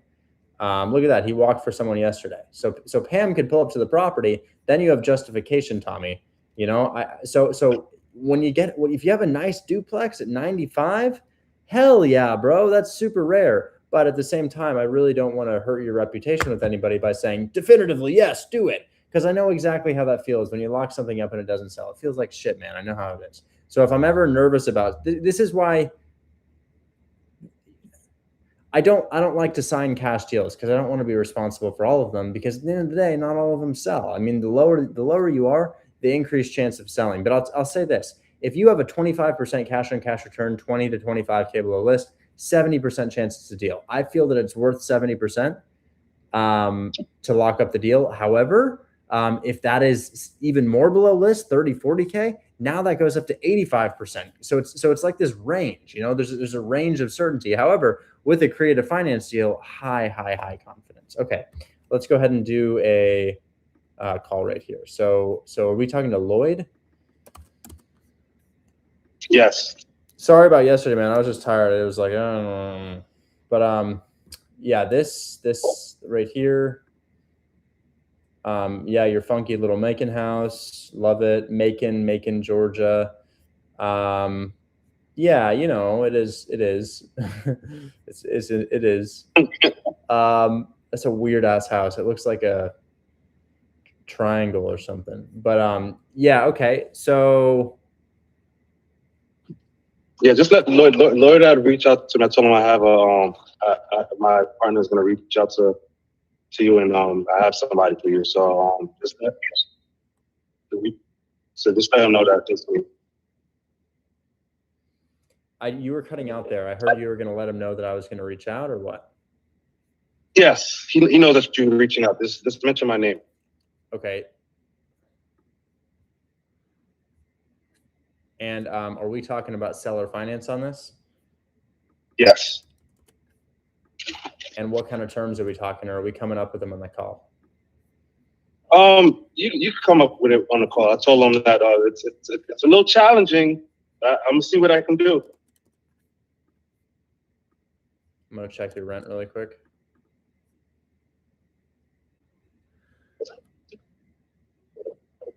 You're in Portland and you wholesale high end. I don't wholesale in Portland, man. I honestly don't know anything about it. Yeah, rent is only $1,000 because Macon's the kind of the hood, but that's okay. All of Macon is low key the hood, but that's okay. So we're talking to Lloyd, and there's his phone number, and it is ringing. Can we meet one-on-one? Yeah. If you want, you can meet one-on-one with me.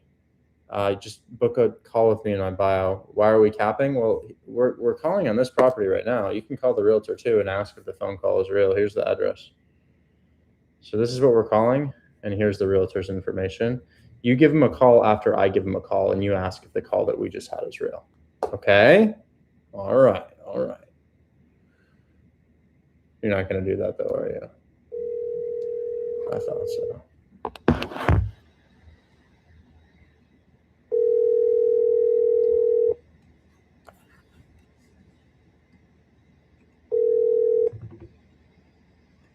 Good evening. This is Lloyd Strickland from Southside Realtors. Hey, Lloyd. My name is Richard Taylor. You were speaking with my partner on this, Vlad. He was talking to you about the Empire Ave in Macon. I'm a landlord in Atlanta, looking a little bit outside my market today. Yes, sir. Yeah, this thing is interesting. I think there is a scenario where we'd take this one down. The only issue we ran into is buying at 140 results in a mortgage payment of $1,000, and rent is $1,000. My game plan on this is just long-term Section 8 rental. So we wanted to give your seller that price that he's looking for, but kind of structure terms within that allowed us to cash flow. Yeah, and I think there's a possibility that price is starting to become a little more flexible. I know that's what she wanted to get, and I think she is coming to a realization that that's probably not a realistic price. So I would say keep in mind that there might be some flex on that 140. She might be willing to take a bit less. For sure. And like, let's say I do a $20,000 discount and I get it for 120. Now my payment's like $900. And I'm like, well, in order to buy a house for 120K, lender wants me to put down 24K and then 10 for closing. So it'd be kind of like trading, $34,000, paying 900 and bringing in 1,000. But of course, I live in Oregon. I don't live over here in Georgia where my properties are. So I have a management company. I'm just breaking even on it at that point. So the interest rates are at such a point for these low price point houses, almost at 8%, 7.5% for the cheap ones, that it's just very, very hard to cash flow nowadays. So what I would say is, we could give her the price, 140,000. We would just probably want to make her payments of closer to like 350, 400, given that the property rents out for 1,000. After management maintenance, that's really 800, and then taxes and insurance bring our 350, 400 to her up to closer to 600. So I'd love to make like $200 per month on this. I don't know if she's willing to let somebody do that, but I'd take this down if I could get the right seller financing arrangement in place. All right. Well, I'll tell you what. See if these guys are trying to get my car washed here, and I don't know if they're still. I don't think they closed at 7, and then we're at 5 minutes till. We'll see what she says. But anyhow, could you? I can give you my email, and you can maybe email me a scenario. Yeah. Send me over your email. I'll write up a scenario here and just sort of what I talked about. Like, hey, I'd love to lowball you guys, but it doesn't do much for me. Ma'am? You already have that membership? No, ma'am. I'm just let me have a $15 with card. If I can get it out. You're good. Sorry to get you in the middle of my car wash here. Sounds like a good car wash. Yeah, it is. We're thankful to have one. Yeah, there's not a lot around here. So there's not a lot. Somebody just says, don't make fun of his accent, you carpet bagging Yankee. Bro, what era are you from? Bro was born in 1875. Bro called me a carpet bagger. Thank you. So, you too. So, at any rate, when I get off the phone, is this your cell number? This is my cell. I will text you my email address, and then we'll pursue it. I would love to have something like this to present to my client and try to get her property sold. Absolutely. Well, I think it makes sense if we can just get the property to cash flow with the right set of payments, sir. But to clarify, there's no debt on this property, right? I didn't see any. No, ma'am. No, sir. She owns it outright. Perfect. Well, I'll go ahead and present an offer, and we'll see if we can make something happen. All right. Thank you so much. I appreciate it. Absolutely. Talk soon. Bro, sounds like Lindsey Graham, or sounded like Lindsey Graham.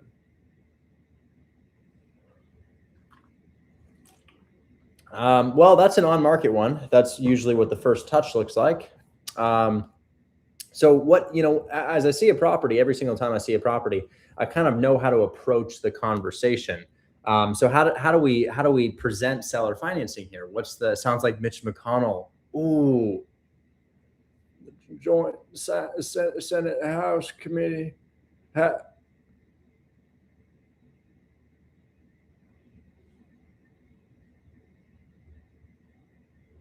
How did I do? How did I do? And then his assistant's kind of like, sir, are you? All right, we're gonna need a moment. The question's literally, are you planning to run for re-election? And bro can't even answer the question, and he's the House Majority Leader for their party. Oh my gosh, we need term limits now. I'm gonna fill up my water 1 second. Well, what I was speaking to my representatives about was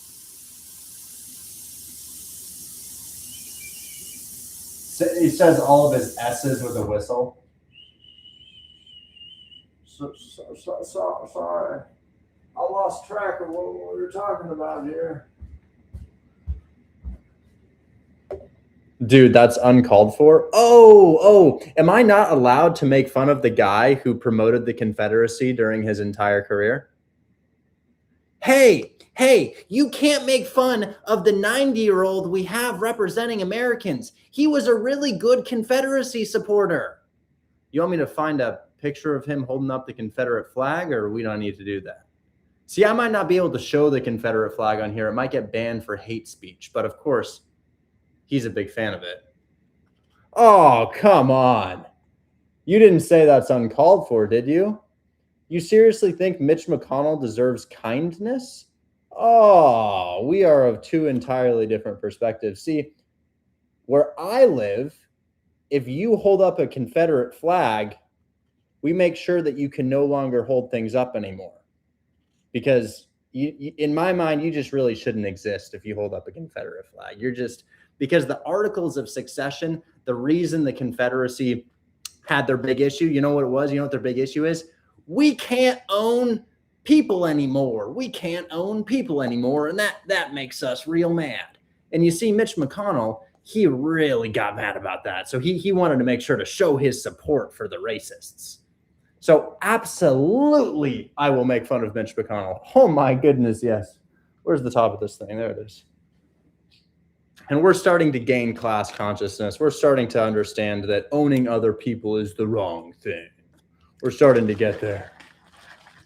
Is that politics? Is it politics to say that we shouldn't own other people? Is that a political take that we shouldn't own other people? I don't think it is. I don't really think that's politics. I think that's just kind of like using your brain. Anyways, let's go ahead and send an offer to this guy right here.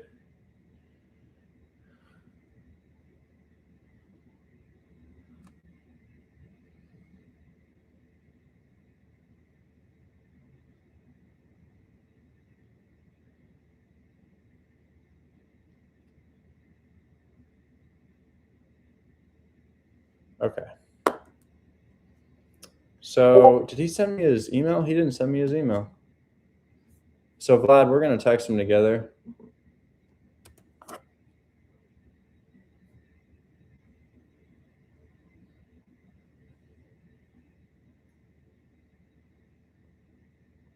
There's his phone number. Vlad and I.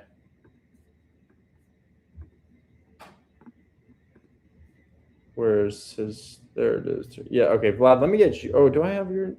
Yeah, I do. I already have it. What's a good email to send my proposal to? And then I guess I'll say this. I'll just type it out here. I'll say, in essence, if we buy at $140,000 or even $120,000, the loan is $900 per month.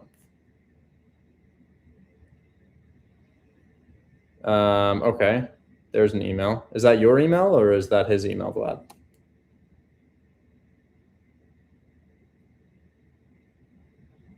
Two wrongs, oh my god, right? Is that your Lloyd email? Okay, got it.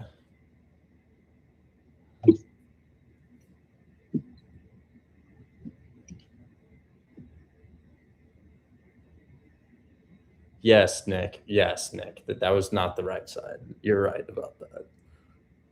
If the loan is $900 per month, Yeah, I couldn't unmute. Yeah, I just texted in the chat. Got you. That you just made. Rent is 1,000, and then I'll also go ahead and say that, generally speaking, rentals have 20% expense margins. If I'm bringing in 1K monthly, it's actually closer to 800. Lowballing doesn't solve our high payments issue, high payments / low rent issue. Instead, I'd offer 120,000 going below list price because I think they're well over market value on this. I'd offer $120,000, and this is where we get a discount on the financing, as we talked about before. Down payment here. Ooh, it's not a great one, man. It's not a great one. I probably am going to offer $10,000 down. Your commission would, I'm going to say your commission would come out of this. And then we're going to be looking at probably $350 per month in payments to the seller. Maturity / balloon date on year 6. The remaining amount owed. And then what is that remaining amount? 120 minus 10, 110, 350 times 72 months is 25,200. So 110 minus 25,200 is 84,800. 84,800. I kind of want to do year 7. I'm going to make it year 7 because this is not a great property. It's just kind of a property. It's not terrible, but it's so year 7. So what is 350 times 84? 84 months in 7 years. 29,400. So 29,400. That's 8,600.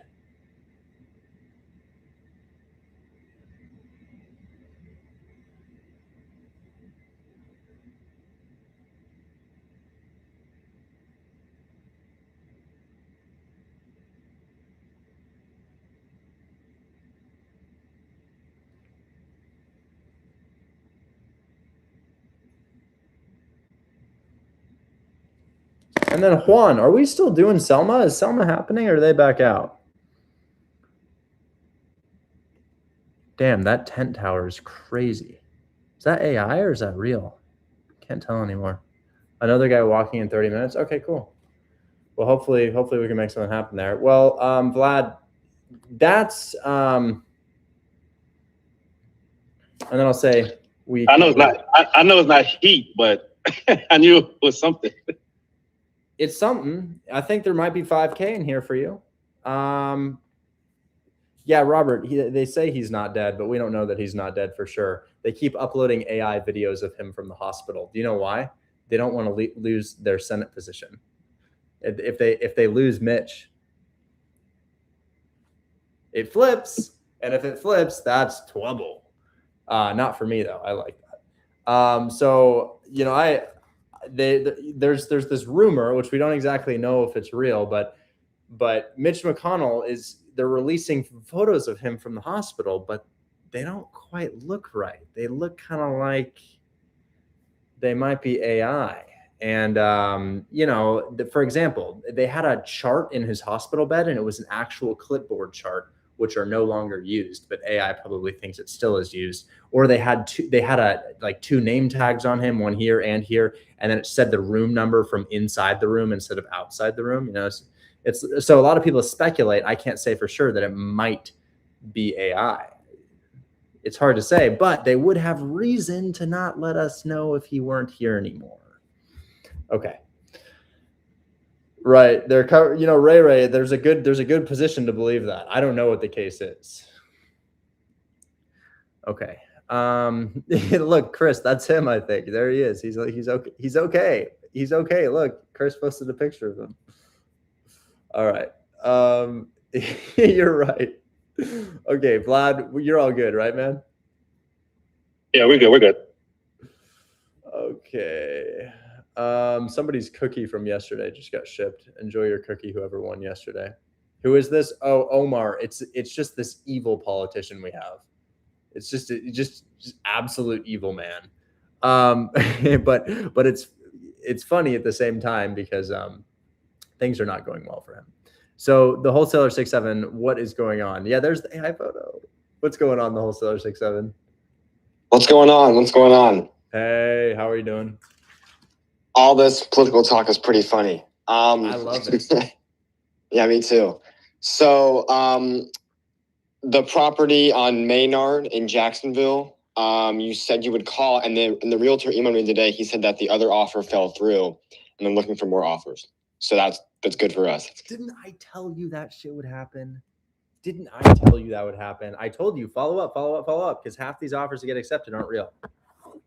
Yeah, followed up twice, and it paid off. That's the money's in the follow-up, bro, because that deal looks like $15K to me. Let's give them a call. We got more calls for you guys. So this is exactly what people want to buy. We have 2 side-by-side flat triplexes. And what's the occupancy on these? Fully occupied. And what are they? So run me through this. Run me through this one more time. What is it bringing in? $6,158 a month. $6,158, and then that's with both triplexes, all 6 units. Yes.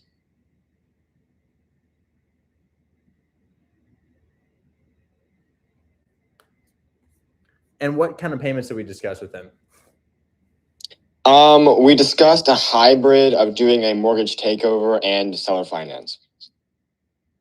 It was something like we put $80K down because he wants $100K down, and it was like we take over the debt and then we sell our finance with a 6-year balloon. That was kind of what it was. Okay, I'll give him a call. Can you DM me his number? Yeah, let me DM it to you real quick.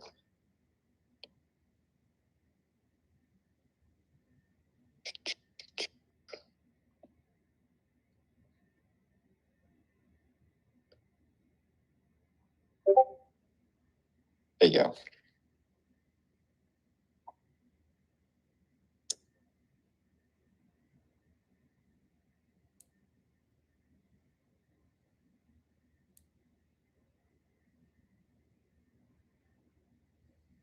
Okay, let's give him a call.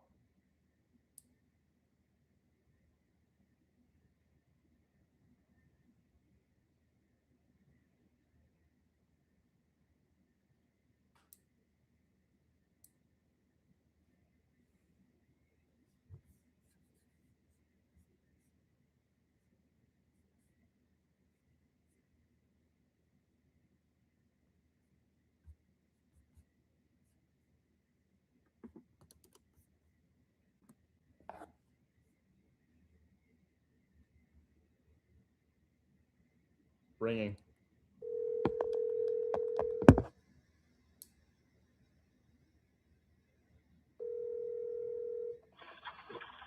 Hello?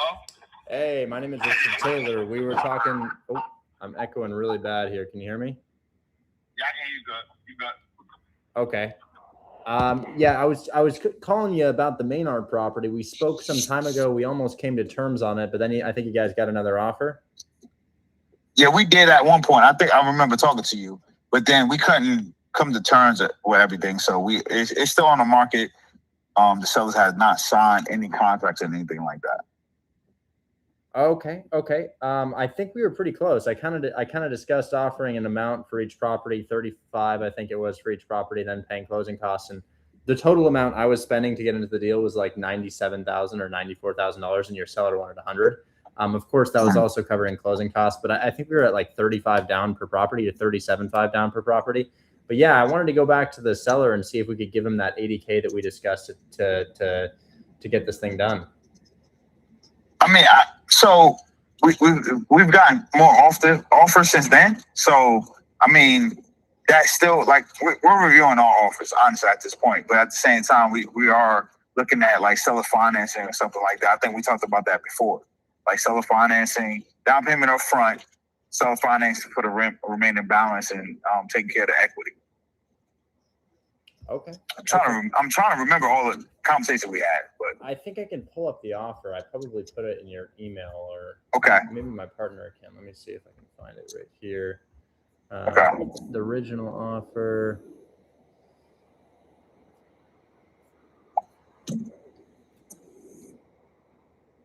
Okay, here's what I said. I said, I think we can get pretty close to your 100K down by putting down 40K per property and covering the closing costs for both, which should total around 14K all in. Your client is effectively receiving $94,000, and they pay you out of the proceeds that we give you in the property. So essentially, we're doing 40K down per property to get to the 80K, and then we're covering closing costs on both of the deals, which will be another 14K. So effectively, I'm spending 94 to get into the property. I think he was looking for 100, but yeah, $40,000 to take I don't remember if we were taking over debt or structuring payments here, but yeah, 40K down. So it really depends on the structuring, then. I mean, if you guys are willing to take care of that, then it depends on the structuring. Okay. Do you remember what was owed on the property, if anything? Yeah, it's around 3. So each property has a loan mortgage on it. So I think it's around like 354, 355 or something like that total between both properties. Okay. So they were looking at either doing two things. So they were looking at either doing enough down payment up front to then cover, one of the two of the mortgages, right? If they cover one mortgage, then they do existing wrap. But if it's enough, then they cover both mortgages, where then we can do a self-financing on the others. I think what we're doing is we're taking over the debt and we're structuring payments for the remaining amount. So I can see there's two different debts on one of them. So you guys have a total asking price of $660, which is $330 for property. 1052 Maynard has $200,000 owed on it, about $197,800. Yeah. So what we were going to do is take over the 197, give you guys a 40K down payment, and then make you payments on top for the remaining amount. Okay, so the other amount, because like I said, it's a mortgage on the other one. Y'all would just do existing wrap and then figure out the creative terms on that one. Yeah. So it looks like right here that there's probably $1,600 in payments on the first of the Maynard properties, maybe $1,700 with taxes and insurance. And I think each one is bringing in a little over 3, right?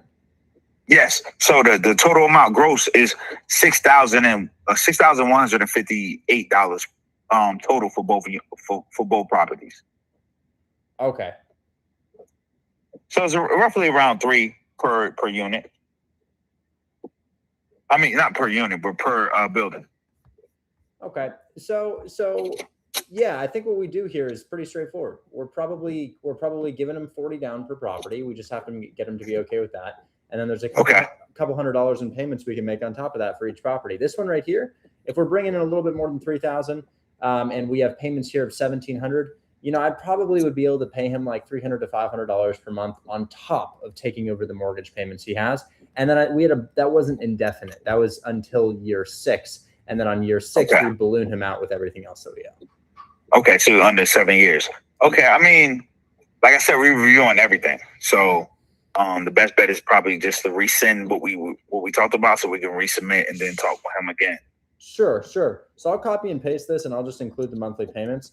I don't have exact mortgage balances. I only have estimates of the payments. So we can get those final numbers to you, like solid numbers of what those payments are and everything. Okay. Yeah. So give me the monthly payments, but I'll give you all the terms, and the monthly payments will be kind of ambiguous. I'll say, hey, anywhere from $300 to $500, depending on what your monthly payments are on the loan, because I can't see that exactly. Okay. And then what we can do is then respond to you and let you know, okay, this is what we're looking at. This is the actual numbers. And then you can tell us, okay, and then we can just start a communication now. Yeah. So they'll just be slightly ambiguous, but we'll iron that out as we go forward. The biggest thing is the down payment. He wanted 100. We're getting pretty close to that. 80 plus 14 for closing costs of 94. Okay. All right. Well, anyways, we'll have a conversation. I'm going to send that over now, and we'll go from there. Okay. Thanks, man. See ya. Bye.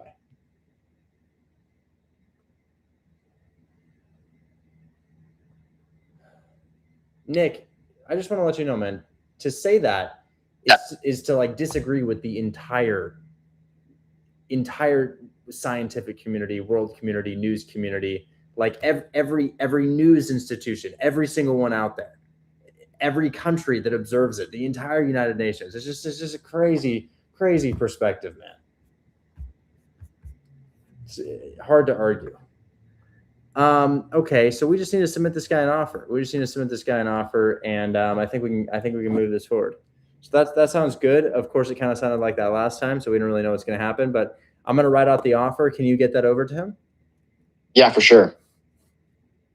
If you believe the news, oh my God, I got to address this one time. We got a guy in the chat. We got a guy in the chat. He's obsessed with Donald Trump. Donald Trump is riddled in the Epstein files, all throughout the Epstein files. Epstein himself wrote a letter to Ghislaine Maxwell saying, "I've met many evil men, none quite as evil as Donald Trump." You know what else lines up with that? He just gave E. Jean Carroll $5 million because he was caught and found guilty in a civil trial of rape. He appealed it 3 times. He lost 3 times. There's no, well, maybe the trial was not a fair trial. He has 50 other allegations, and this one actually went into litigation. And you're like, well, I haven't seen the evidence, but the evidence is fake. I know that a jury of his peers, reviewed this 3 times, but actually, no. And then beyond that, what do you think bro was doing on Epstein's island? You think he was playing board games? Why do you think Epstein wrote that letter saying that he's met many evil men, none quite as evil as Trump? Was that just a fun thing for him to say? Yeah. Because we were told that the files would be released on day 1, yet we have only released like 1 to 2% of the files. And the 1 to 2% of the files that we have released, they just redact the names of the perpetrators, yet Donald Trump is still all over them. So imagine what would happen if 100% of the files were released, which they won't do illegally. They were ordered to do it. Donald Trump's administration was ordered to release them, and he defied Congress. No, I won't release them. Why? Because, say it with me, the president of the United States is a pedophile and has been found guilty by a jury of his peers 3 times over with numerous other accusations. But this ain't no accusation. There's a trial, and you can literally go read the verdict and look at the evidence now. That's all I'm saying on it. Anyways, moving on. We have a pedophile in office. It is very, very important that I use my platform to bring attention to it, because if you're messing with kids, that's a big problem. The amount of damage you do to a child when you interact with them like that, I can't even bring words to describe how much it does. It's unbelievable. But we have people that say, even though a jury of his peers found him guilty, you know more. And remember, this man was convicted of fraud 36 times over in a separate trial, right? So we already know that this is a fraudster. There's no doubting it. It's not a maybe. Go read the Epstein files right now, but you won't because you'd rather keep your head in the sand. Unbelievable. People are like, well, that's not real estate. But I know, but this is more important than real estate. It is real estate. Bro's a huge real estate mogul, but he's also a massive predator. It's just crazy to me. It's just crazy to me. So we're gonna write out this offer, and then I'll stop talking about it, because honestly, it is sickening to imagine the things that bro did on those islands, and then to imagine that we have people like this that are like, that didn't happen. He says, I've read them all. Dude, you can't read. Your highest level of education is senior level of high school. You have a GED. Don't act like you know how to put words together. Holy shit. I can't believe you're defending that. Unbelievable. Defenseless. To do that to children is defenseless. Okay. So what we're going to write to this guy is, we're going to say, I'd like to do 2 separate deals on 2 separate, because the properties are in 2 separate parcels. So I'm writing out an email right here that I'm going to send to you. Okay. And then I'm going to write at the bottom, I'm going to say, so $100,000 down, putting $40K down per property, covering closing costs, $14K, your client's effectively receiving $94,000, but they would have to pay you out of these proceeds. As far as monthly monthly payments go, comma, there will be monthly payments on top of the mortgage we cover, but I can't pin them down to a T until I get the exact monthly payments we have. Okay, so on the loans, they will likely be anywhere from $300 to $500 per month if the loans cost around $1,500 to $2,000. Okay. Perfect. Well, that's in your inbox right now. Copy and paste that, and then go ahead and send it to the realtor. Okay. And then you continue to follow up with him because I got so many other people I'm following up with. Okay. Yeah, for sure. I got you. Absolutely. Talk soon. See ya. Bye-bye. Thank you. Next is Udit. What's going on, man? You had some sort of seller finance deal? Oh, yeah. Since I sent the realtor the email that you wrote out, a few things came up. First is they couldn't do a 6-year balloon. They agreed for like 5-year because that was the max the seller could do. So will it work with the 5-year balloon? We're very close, and I think it might be worth shooting our shot. So you've got a really good property. Let's go through the terms and see if we can make it work. How about this? Can we do 5 years with an extension clause that says if we're unable, I'm going to write out a paragraph for you. I can do 5 years, comma, but the only reason I ask for 6 is to ensure that we can refinance you out of the deal. On an investment loan, comma, we can only pull out 75% of a property's appraised value. I can agree to 5 years, but, and then did we offer over list price or did we offer the 600? We offered 10% above the asking price. We offered 10% above, so 660. Oh, yeah. It's important to note that I can't believe TikTok didn't ban me for saying that. That's amazing. I can agree to 5 years, but it's important to note that we have offered $60,000 above the asking price. And then I'll look at the days on market. Okay, that's fine. 60,000 above the asking price. I want to ensure that we have enough time to pay that down such that we can refinance your client out of the deal. Would they agree to 5 years and a 1-year extension clause if we can show that the appraisal didn't come in high enough for us to refinance? This probably won't happen, but I don't want to lose the property if it doesn't have enough equity paid down. Okay, and appraisal. I'm gonna spell that right. Okay, perfect. That's spelled right. Let's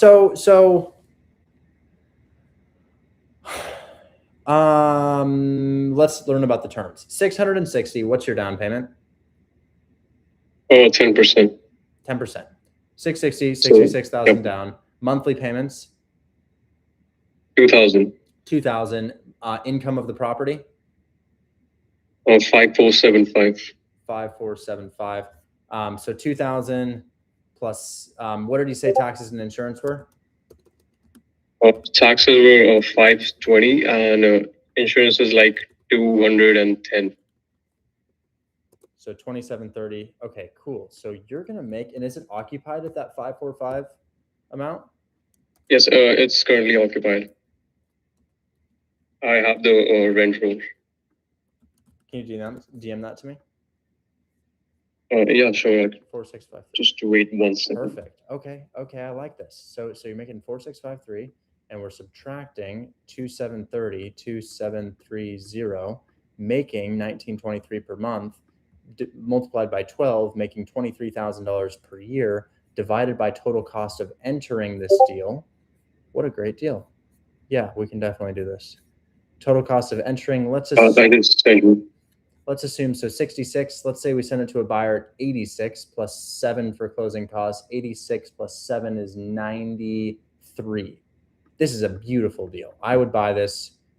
if it made sense for me to buy this right now. It just doesn't make sense to buy this right now, but this is a beautiful, beautiful deal. Yes, we can do it, and I will do it without the balloon extension clause, but I'd love for you to send this to them, and then I want you to come back up tomorrow. This is great. It's over 23% return. Yep. I had a few more things that I want to say. The first one was the balloon term, and the second one was that the seller is writing up the PSA through an attorney. So I don't know about the clauses that they will put in. So the seller is writing up the PSA, but the thing is that they're taking too much time. It's been like 2 days since they started working on the PSA, and they haven't sent me anything. We can send a PSA to them. Mm. So we could send. And the third thing,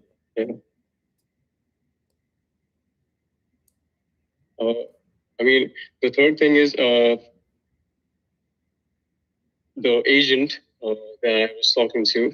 The listing agent. He can't believe. He's having a hard time to believe that I'm partnering with Grand Interior Properties. So I gave him a call. After I provided every credibility, he's just having a hard time to believe. So I think that's hindering the deal. Maybe if you can give him a call, that would be like a really great help.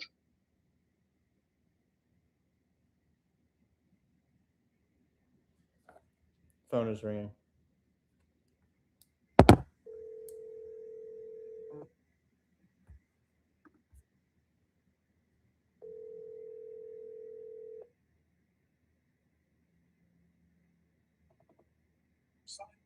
This is Trey. Hey, Trey, my name is Richard Taylor. You were speaking to an acquisitions manager of mine about a property on East 17th Street. I was just calling to see if we were just about ready to get terms under contract here. He was telling me that you guys were pretty close. Hey, man. First off, thank you for the call. And I follow your page. Love your content, man. Oh, cool. Thanks so much. This is what we love to do. Great deals like this. Yeah, man. I will tell you, my seller, he has got a particular PSA that he wants to take over. He wants to kind of use. There has been kind of some language sent around on some different contracts. So I told him, hey, man, just go ahead and just get me a boilerplate template that you want so that I can, understand what verbiage he's looking at. Because every time I've sent him a contract and looked at it, he gets charged by his attorney, and then his attorney says, "Oh, here's 3 or 4 red flags." Have him do cool, it. Man. My contract. I just had my attorney put it together, and I don't know what's in there. I just told him build me a basic contract for seller financing. But yeah, why don't we use your state-approved contract? Your brokerage has a Florida seller financing form that we can use, and so we know that nobody's put anything weird in there. Yeah, I'm waiting for him to get that. So I apologize. That's what I've been trying to tell you. It is like I'm not trying to dodge you guys. I'm just still waiting for this. They keep telling me they have something coming. I have no idea what it is. So I'm like, all right, I'll wait for this to come in so I can forward it over, because it sounds like terms and everything already work. The 5-year, the 2000, all the stuff sounds like it does work. It's just he's very, very particular about this contract. So that's why I said, give me what you want me to send them, and then everything else is just fixing the numbers in it. So I apologize for that delay. It's just that's what I'm waiting for. Totally fine. I think we're just about there. The only thing that we want to do is we are offering $60,000 above asking price, and the reason for our 6-year term was we want to make sure that we can refinance them out.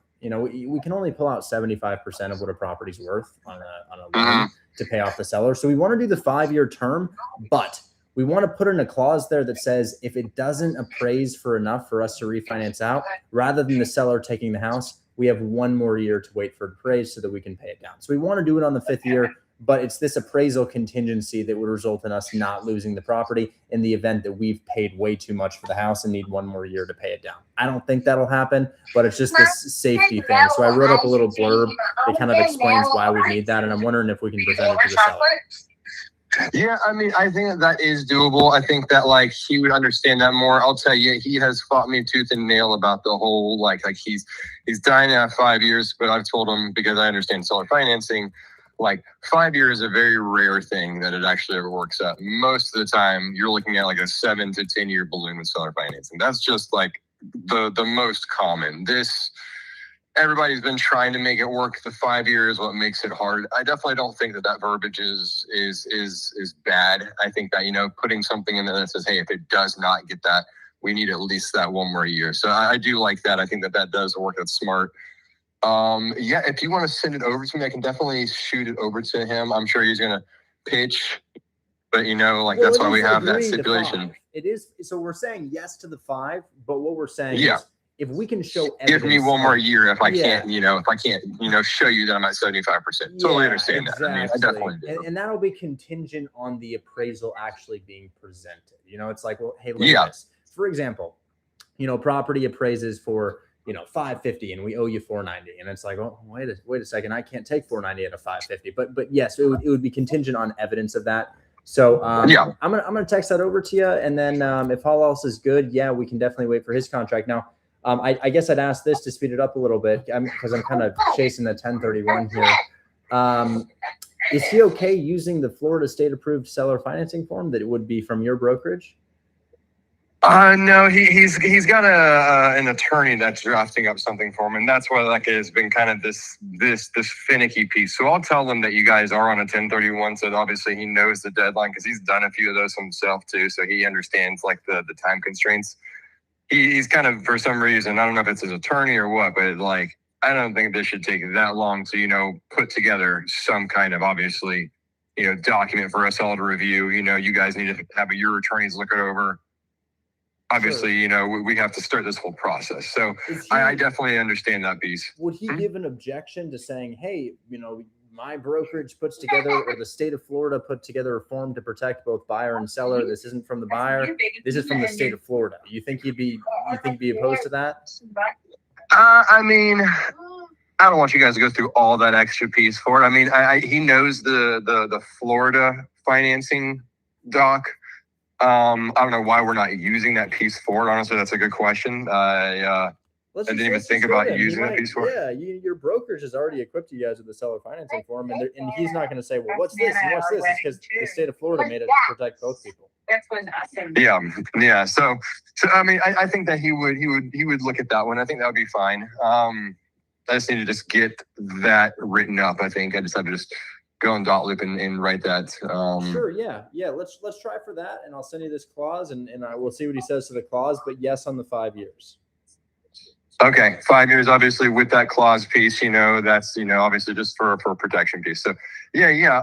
Shoot me that over, man. Let me try to get that out to him tonight. I would hope to get an answer for you, but it already being 7:30, I can't make a promise to it. So I'm sorry, I'm on the West Coast. It's still 4 p.m. out here.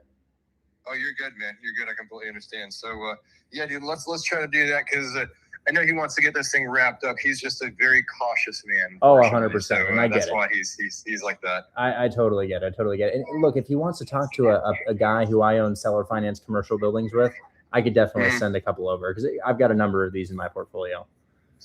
I've seen kind of like what you've pulled in. I told him, like, as soon as like he pulled up your name, I'm like, I know this guy. So I thought it was funny. I was like, I follow this guy. So I think the thing that's been kind of like this weird thing is, you know, we've been speaking to Udit, you know, and it's like, you know, who are you? Who is this guy? Of course. He's a deal finder, and if I end up closing on one of these properties, he gets a fee. It's kind of our whole our whole spiel. Makes sense for it. That's what I was kind of like wondering, because he kept saying he's a partner of yours, and I'm like, is he a partner? Is it VA? Like, I wasn't sure if he was actually on this or not. So that's why I was kind of confused. But that makes sense. Of course. And there's a lot of people creating fraudulent situations out there. So I get it. Yeah. So that's kind of what he's like protecting himself for. So Cool, man. I really appreciate the reach out and the call. Let's try to get this thing to happen because I'm glad that I got on the phone with you. I'm sure at some point he would probably want to do the same just to make sure that you aren't like a fake person. 'Cause Absolutely. I already hear your voice. I'm like, I know this guy because I listened to all of his videos. So this is wild. Absolutely. We'll go ahead and let him know if he wants to hop on a call with me. I'm available most days, and I just texted that over to your phone here. Oh, actually, that is the wrong agent. I'm sorry, I just sent that to the wrong person. But I will. I'll go ahead and send that over to you.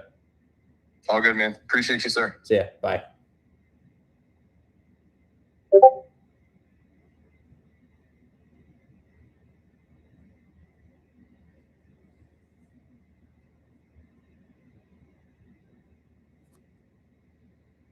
I just texted that to the Maynard seller, but this is not that seller. Oops. That's not you. That's you. And that's your phone number. And so that is sent to him now. Thanks for your time. Let me know if he wants to speak / can use the Florida contract. And then I'm going to add him to my contacts. And then, dude, if you get this, I do think it'll sell. Even with that 5-year balloon with a 6-year extension clause, that'll sell. Yep. Amir, I'm probably not going to see it. Now's your best time. Go ahead. Sorry. Okay, well, that's it. Thank you. Here to help, man. Sorry we couldn't do it yesterday. Busy day. It's all right. It's all right. Okay. Well, I think that's just about my stream here, guys. We're gonna do a wheel spin. But that was amazing. Just back to back deals and some politics there too. But I don't really think it was politics. So this is good. This is good. We'll write that down right here. So we're looking at 660, comma 66K down, comma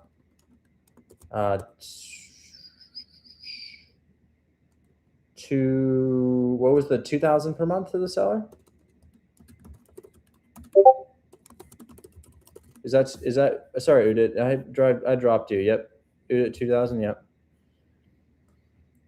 And then we're looking at a 6-year balloon. Is that right? 6-year balloon on that, Udit?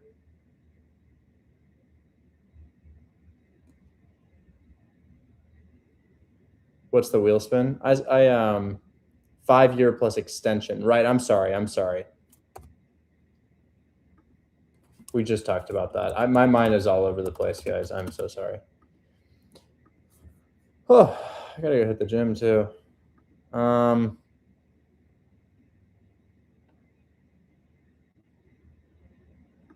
Yeah.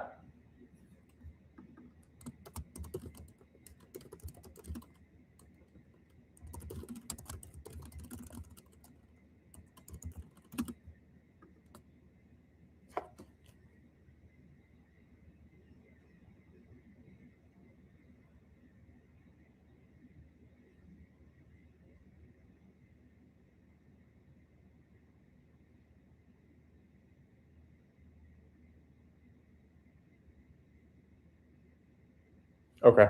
All right.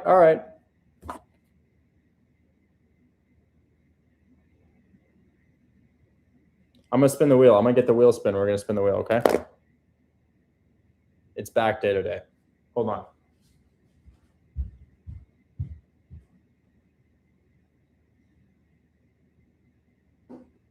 All right. We've got a literal wheel that we're spinning here. And today, what will it land on?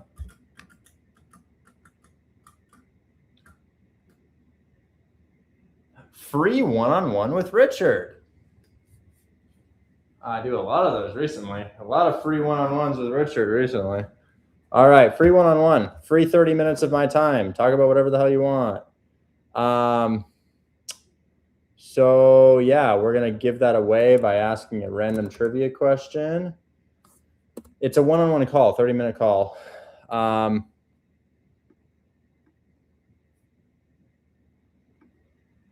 I like this question right here.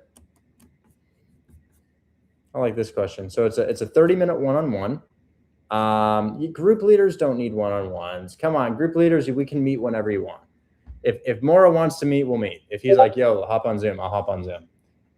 So we'll, we can meet group leaders. If you're in here, you can compete just to compete, but we probably take the next person, right? Because I'm telling you right now, we can hop on Zoom. Okay, so this is for just the people who are in the Discord. I'm going to ask a trivia question in the chat. I'm going to flip my camera on the trivia question. Here's my trivia question. I'm going to post it in 3, 2, 1. What is the largest land mammal in North America? What is the largest land mammal in North America? People are putting in their answers, I see all kinds of answers. Now I'm going to read them and see who got it right. The answer we are looking for is bison. Is bison the same as a buffalo? It's very close, but is it the same? No, buffalo and bison are not the same animal. They're very close, but they are not the same animal. Bison is the correct answer. Bison. And here is our winner, Mr. Bobby, for bison. Bobby, that comes with my cell phone number. I'm going to shoot you a message. Appreciate it. Looking forward to it. Absolutely. Thank you for guessing that correctly. Let's go ahead and have you shoot me a text, and I can add you as Bobby one-on-one. I have a deal here in Portland. I don't know any buyers in Portland, man. Portland. I don't know of anybody who wholesales in Portland, but I drive around and sometimes I see like fixer up for sale on a bandit sign, so I know it happens out here. It happens. People do it. So go ahead and shoot me that text, and we will add you to my time. And how can we book a one-on-one call with you?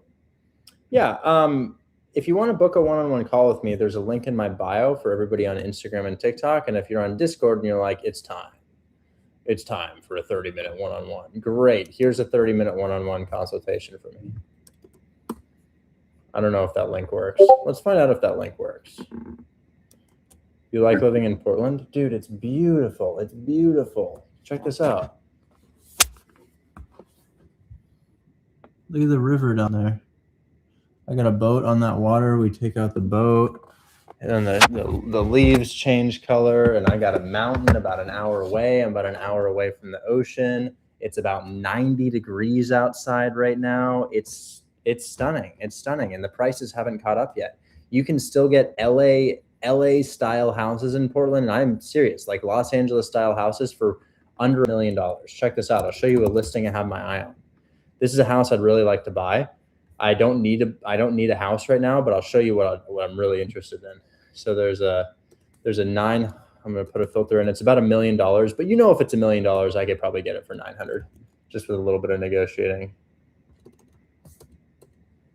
Let's see if I can find it. Where is it? Here it is. I love this house. Look at this view. I'm going to share my screen on this. Oh my goodness. So this thing is $1 million. The URL is dead on my end. Ooh. I'll have to get you guys a different one. I'll have to get you a different one. Hold on. But check this out. Look at these views. Like LA style views. Ready, guys? For $1 million. And then the house itself is crazy. This thing would be like $8 million in Los Angeles. And you could purchase this property. I mean, I wonder what they owe on it. I wonder if I could just take over their debt on it. Maybe I could just take over their debt. Let's just find out. Maybe I could. They owe, how much do they owe? Oh my God, they're low equity, baby. They're low equity. Oh my God. Do I call? Oh, it's a credit line. They got a credit line on the house. Damn, they're low equity, guys. That's beautiful. This is a stunning property. I think it's everything that I'd be looking for. I got a view. I don't have a backyard, which is a little bit unfortunate, but I don't really use my backyard right now. Kitchen's just the right size. I mean, that's everything I'd need in the house right there. I don't really need much more than that. I prefer to spend my money on vehicles. I like my vehicles. But yeah, LA views for under $1 million is insane. Anyways, the link is dead. Yeah, that's probably about right. Let me check that. Damn, broken link. I'll have to fix that. Not exactly sure. Oh, wait. Oh, I see why it's broken. I see. There we go. Copy, and then let's try. Nope, still broken. Never mind. Okay. All right. Yeah, that's my backyard pretty much. I'll catch you on the next one, guys. Thanks so much for hanging out with me. Bobby, hopefully you shot me a text. I see it, and we will go from there. So catch you guys on the next one. Peace out. House tour. I'll do a camera flip. Here's a little house tour for you. Looks kind of like this. TikTok won't let me zoom out, but it's just the upstairs level. We got a deck. We got a hot tub. Living room area over there. The studio's over there, and then there's upstairs and there's downstairs. But it's about 2,400 square feet or so. But I'll catch you guys on the next one. See ya. YouTube, what's up, guys? I'll catch you on the next one, guys. Peace out.